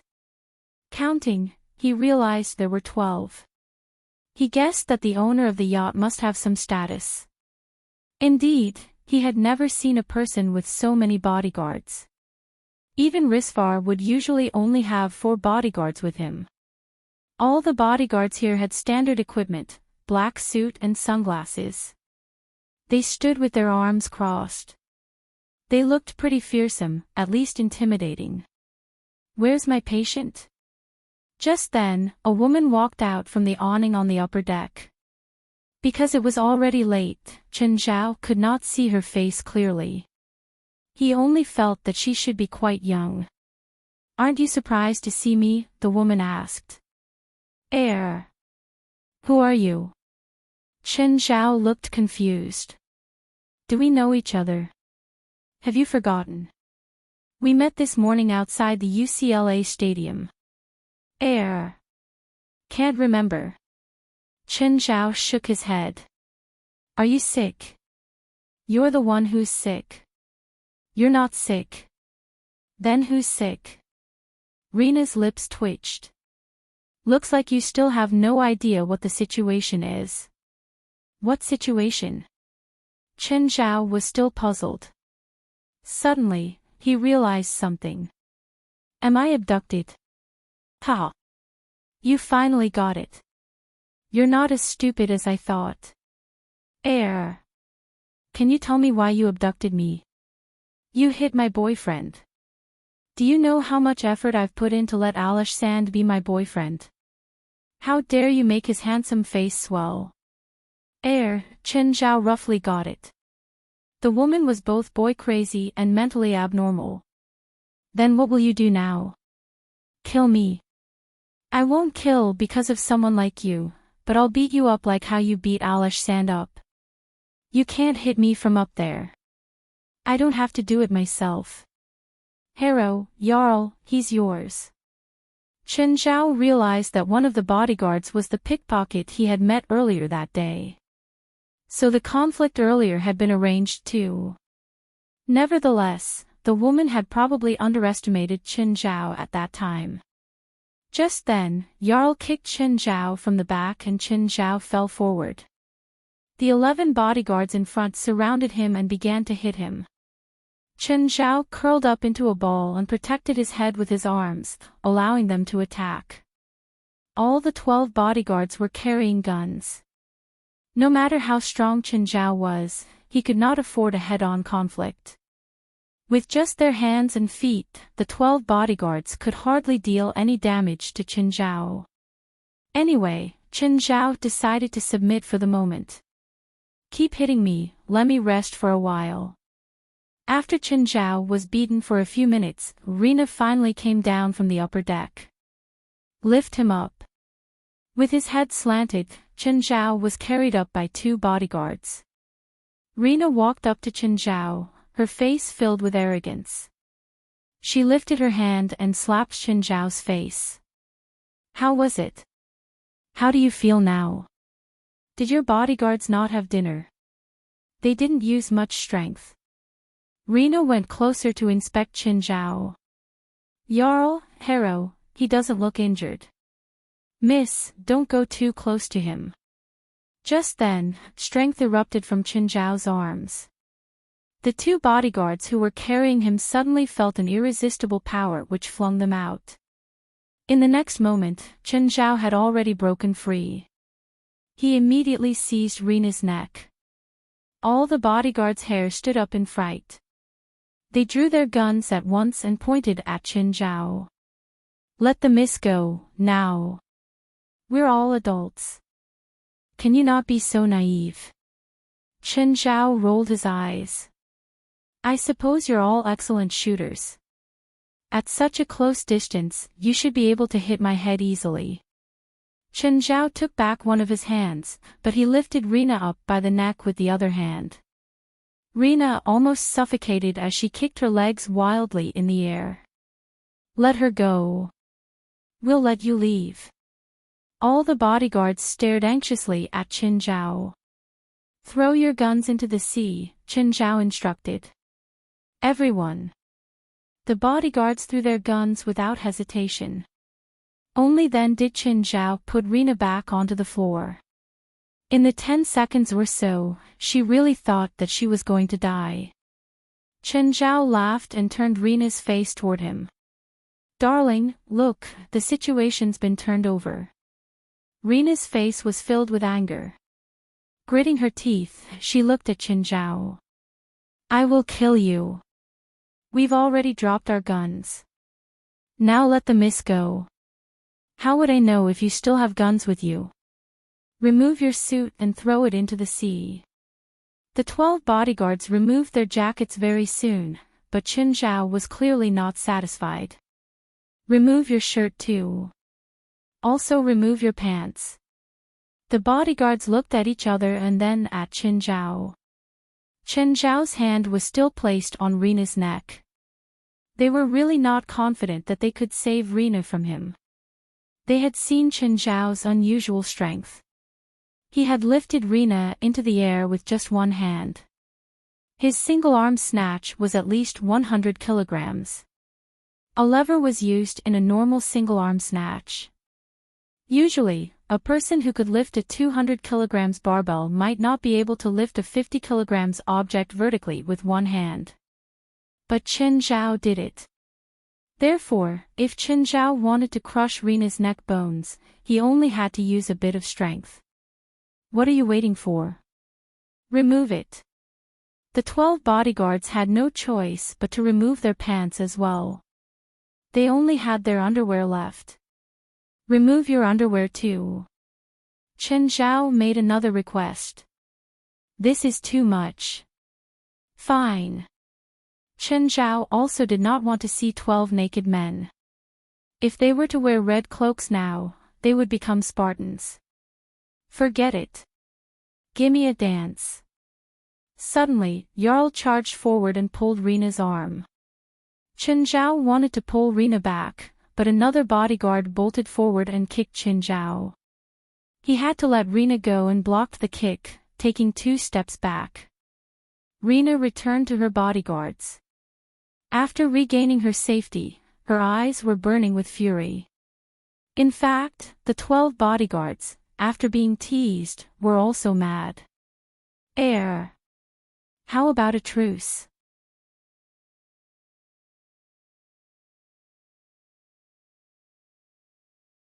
Chapter 356, Why does the rabid dog bite people? Chapter 356, Why does the rabid dog bite people? Kill him.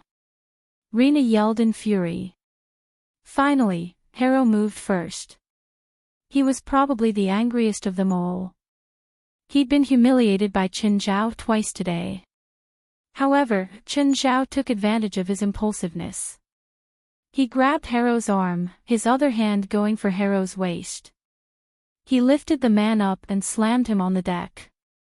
Hero coughed out blood. He couldn't get back up anymore. Chen Zhao rolled his neck. Thanks for helping me warm up earlier. It won't be just warm up later, Jarl said coldly. You better get ready for staying in the hospital for half a year. The two bodyguards attacked Chen Zhao from the left and right. Chen Zhao could only block them. Real fighting wasn't like in action movies. He couldn't fend off attacks from two men, especially if they were fighting experts. Chen Zhao could only choose to block one side. He did that and someone behind him put him in a chokehold. He also got punched in the stomach. However, the bodyguard behind him obviously miscalculated Chen Zhao's strength. He pried the arm off his neck. He also broke that arm with a crack and tossed the man away. Arg! The guard got a metal pole out of nowhere and slammed it down at Chen Zhao. Chen Zhao blocked it with his right arm. The pole bent, but Chen Zhao's arm was totally unharmed. The bodyguard's face was written with shock.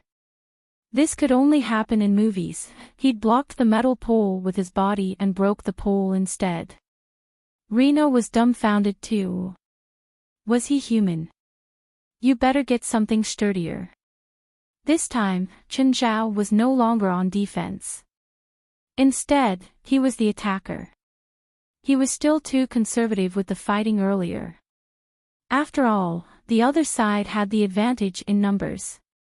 It was impossible for him not to get hit. Even Gaia wouldn't be completely unharmed in a situation like this. Instead of passively waiting for them to attack and then finding a chance to fight back, it was better to get it over with. Exchanging blow for blow, it seemed that Chen Zhao was attacked more, but the bodyguards could only enact limited damage. Ah! Another bodyguard was punched by Chen Zhao. He fell to the floor, grabbing his shoulder. Chen Zhao spun around, punching again. His fist landed heavily on a guard's face. At the same time, he was hit in the face too. By now, 6 of the 12 guards had fallen. The scene looked a bit bloody. The corners of Chen Zhao's lips and eyes were broken. One ear was bleeding. But the bodyguards on the ground were in much worse shape. It was pure luck no one had died yet. Thud. Yet another guard fell down. There were more and more guards on the ground, but Chen Zhao was still lively. Rena's bodyguards were all injured. Finally, the last guard was punched in the chin. He spun 360 degrees and couldn't get up again. Chen Zhao looked at Rena. She was curled up in a corner, staring at him in horror. After the fight, Chen Zhao was honestly tired. He hurt all over. This was different from the fight with the swim team a few days ago. He was completely tired. These bodyguards were all skilled fighters. Their techniques weren't any weaker than Chen Zhao. They only lacked in the ability to take hits and force. For every man that Chen Zhao sent down, he had to get hit many times. He smiled at Rena. Isn't it surprising? Isn't it exciting? If you dare. Crack. Chen Zhao slapped Rena, making a side of her face swell up immediately. Feel good? I'm going to tell my dad. Here's your phone. Call your dad. Rena indeed picked up her phone and called someone. Chen Zhao snatched it over. A deep voice came from the other end. Who is it? Who are you? You called me, but you don't know who I am, the other person asked, confused. Okay, I'll get straight to it. Your daughter is suspected of illegal imprisonment, personal injury, hiring assassins, and attempted murder. What do you think we should do? What are you talking about? Chen Zhao handed the phone to Rena, who immediately started crying. Dad, I got beaten by this asshole. He hit me. Rena, what's wrong? Where's Jarl? What happened to him? Jarl's on the ground. Your bodyguards are all on the ground. Wah, I don't want these failures anymore. Do they have a lot of people? Just one, Rena sobbed. Dad, I want to kill this asshole. Kill him for me. Where are you right now? A boat. Give him the phone. Gritting her teeth, Rena looked at Chen Zhao and unwillingly handed the phone over. Hello, sir. What can I call you by? If you can hire 12 bodyguards for your daughter, you can definitely find out who I am. I'm asking you how to take care of this, or I'll just throw your daughter into the sea to feed the sharks. Fine, how much do you want? $500,000. Chen Zhao didn't know the other party's bottom line. He wouldn't be satisfied if he asked for too little. But if he asked for too much, it could go from asking for compensation to kidnapping for ransom. Rena and her bodyguards weren't a gang. He wouldn't be able to keep it under wraps if he killed them all. After all, he'd come because of Ethan. If he killed these people, Chen Zhao's life would be ruined too. Chen Zhao was mostly logical. No problem. Chen Zhao received an answer quickly. The man didn't hesitate, as if $500,000 wasn't any money. Chen Zhao kind of regretted asking for so little. But I don't wish my daughter to have any injuries. I slapped her. Thanks for teaching Rena a lesson. Chen Zhao couldn't tell if this was genuine or sarcasm. He was physically and mentally exhausted after the fight. He sat on the deck, applying ointment onto his face. Rena sat in the corner, hugging her legs and crying. The boat landed and someone was already at the pier for Rena. It was a tall and sexy woman with 2 bodyguards before her. Sister. Rena jumped straight into the woman's arms. The woman studied Chen Zhao, who'd just gotten off the boat, with cold eyes. She handed him a check. This is yours. Thanks. Chen Zhao took the money and started to leave. Just then, the woman said, the Floy family isn't so easy to bully. Chen Zhao glanced back at her. Do you know why dogs with rabies bite people randomly? The woman's eye twitched. Because it can feel death coming and wants people to die with it. Seems like you understand this too.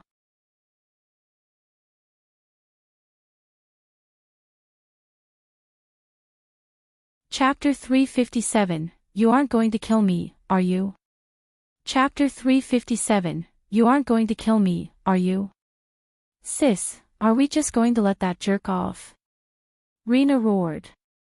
His words are clear enough. Our family isn't big.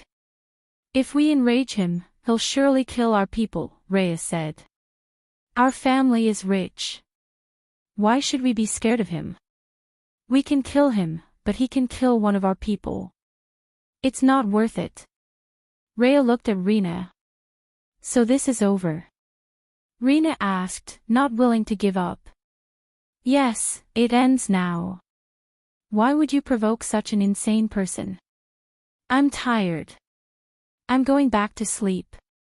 Rena turned around and left. Unlike the young Rena, Rhea was much more rational. Given that Chen Zhao could defeat Rena's 12 bodyguards, he could certainly kill anyone he wanted. Perhaps they could kill Chen Zhao with their clan's power, but what would happen before that? Nobody would want to go near a red-eyed mad dog. Their family motto was to keep a low profile. Enemies that were not irreconcilable should not even be treated as enemies.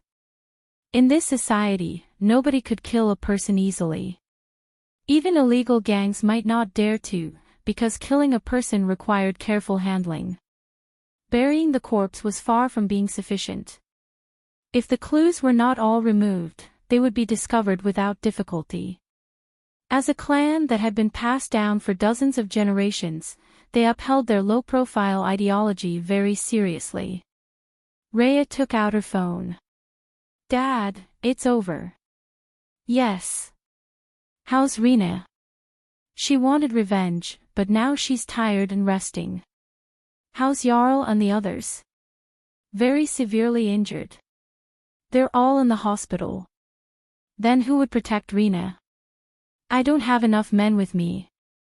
Also, if you send more people here, I'm worried that she'll find that person again.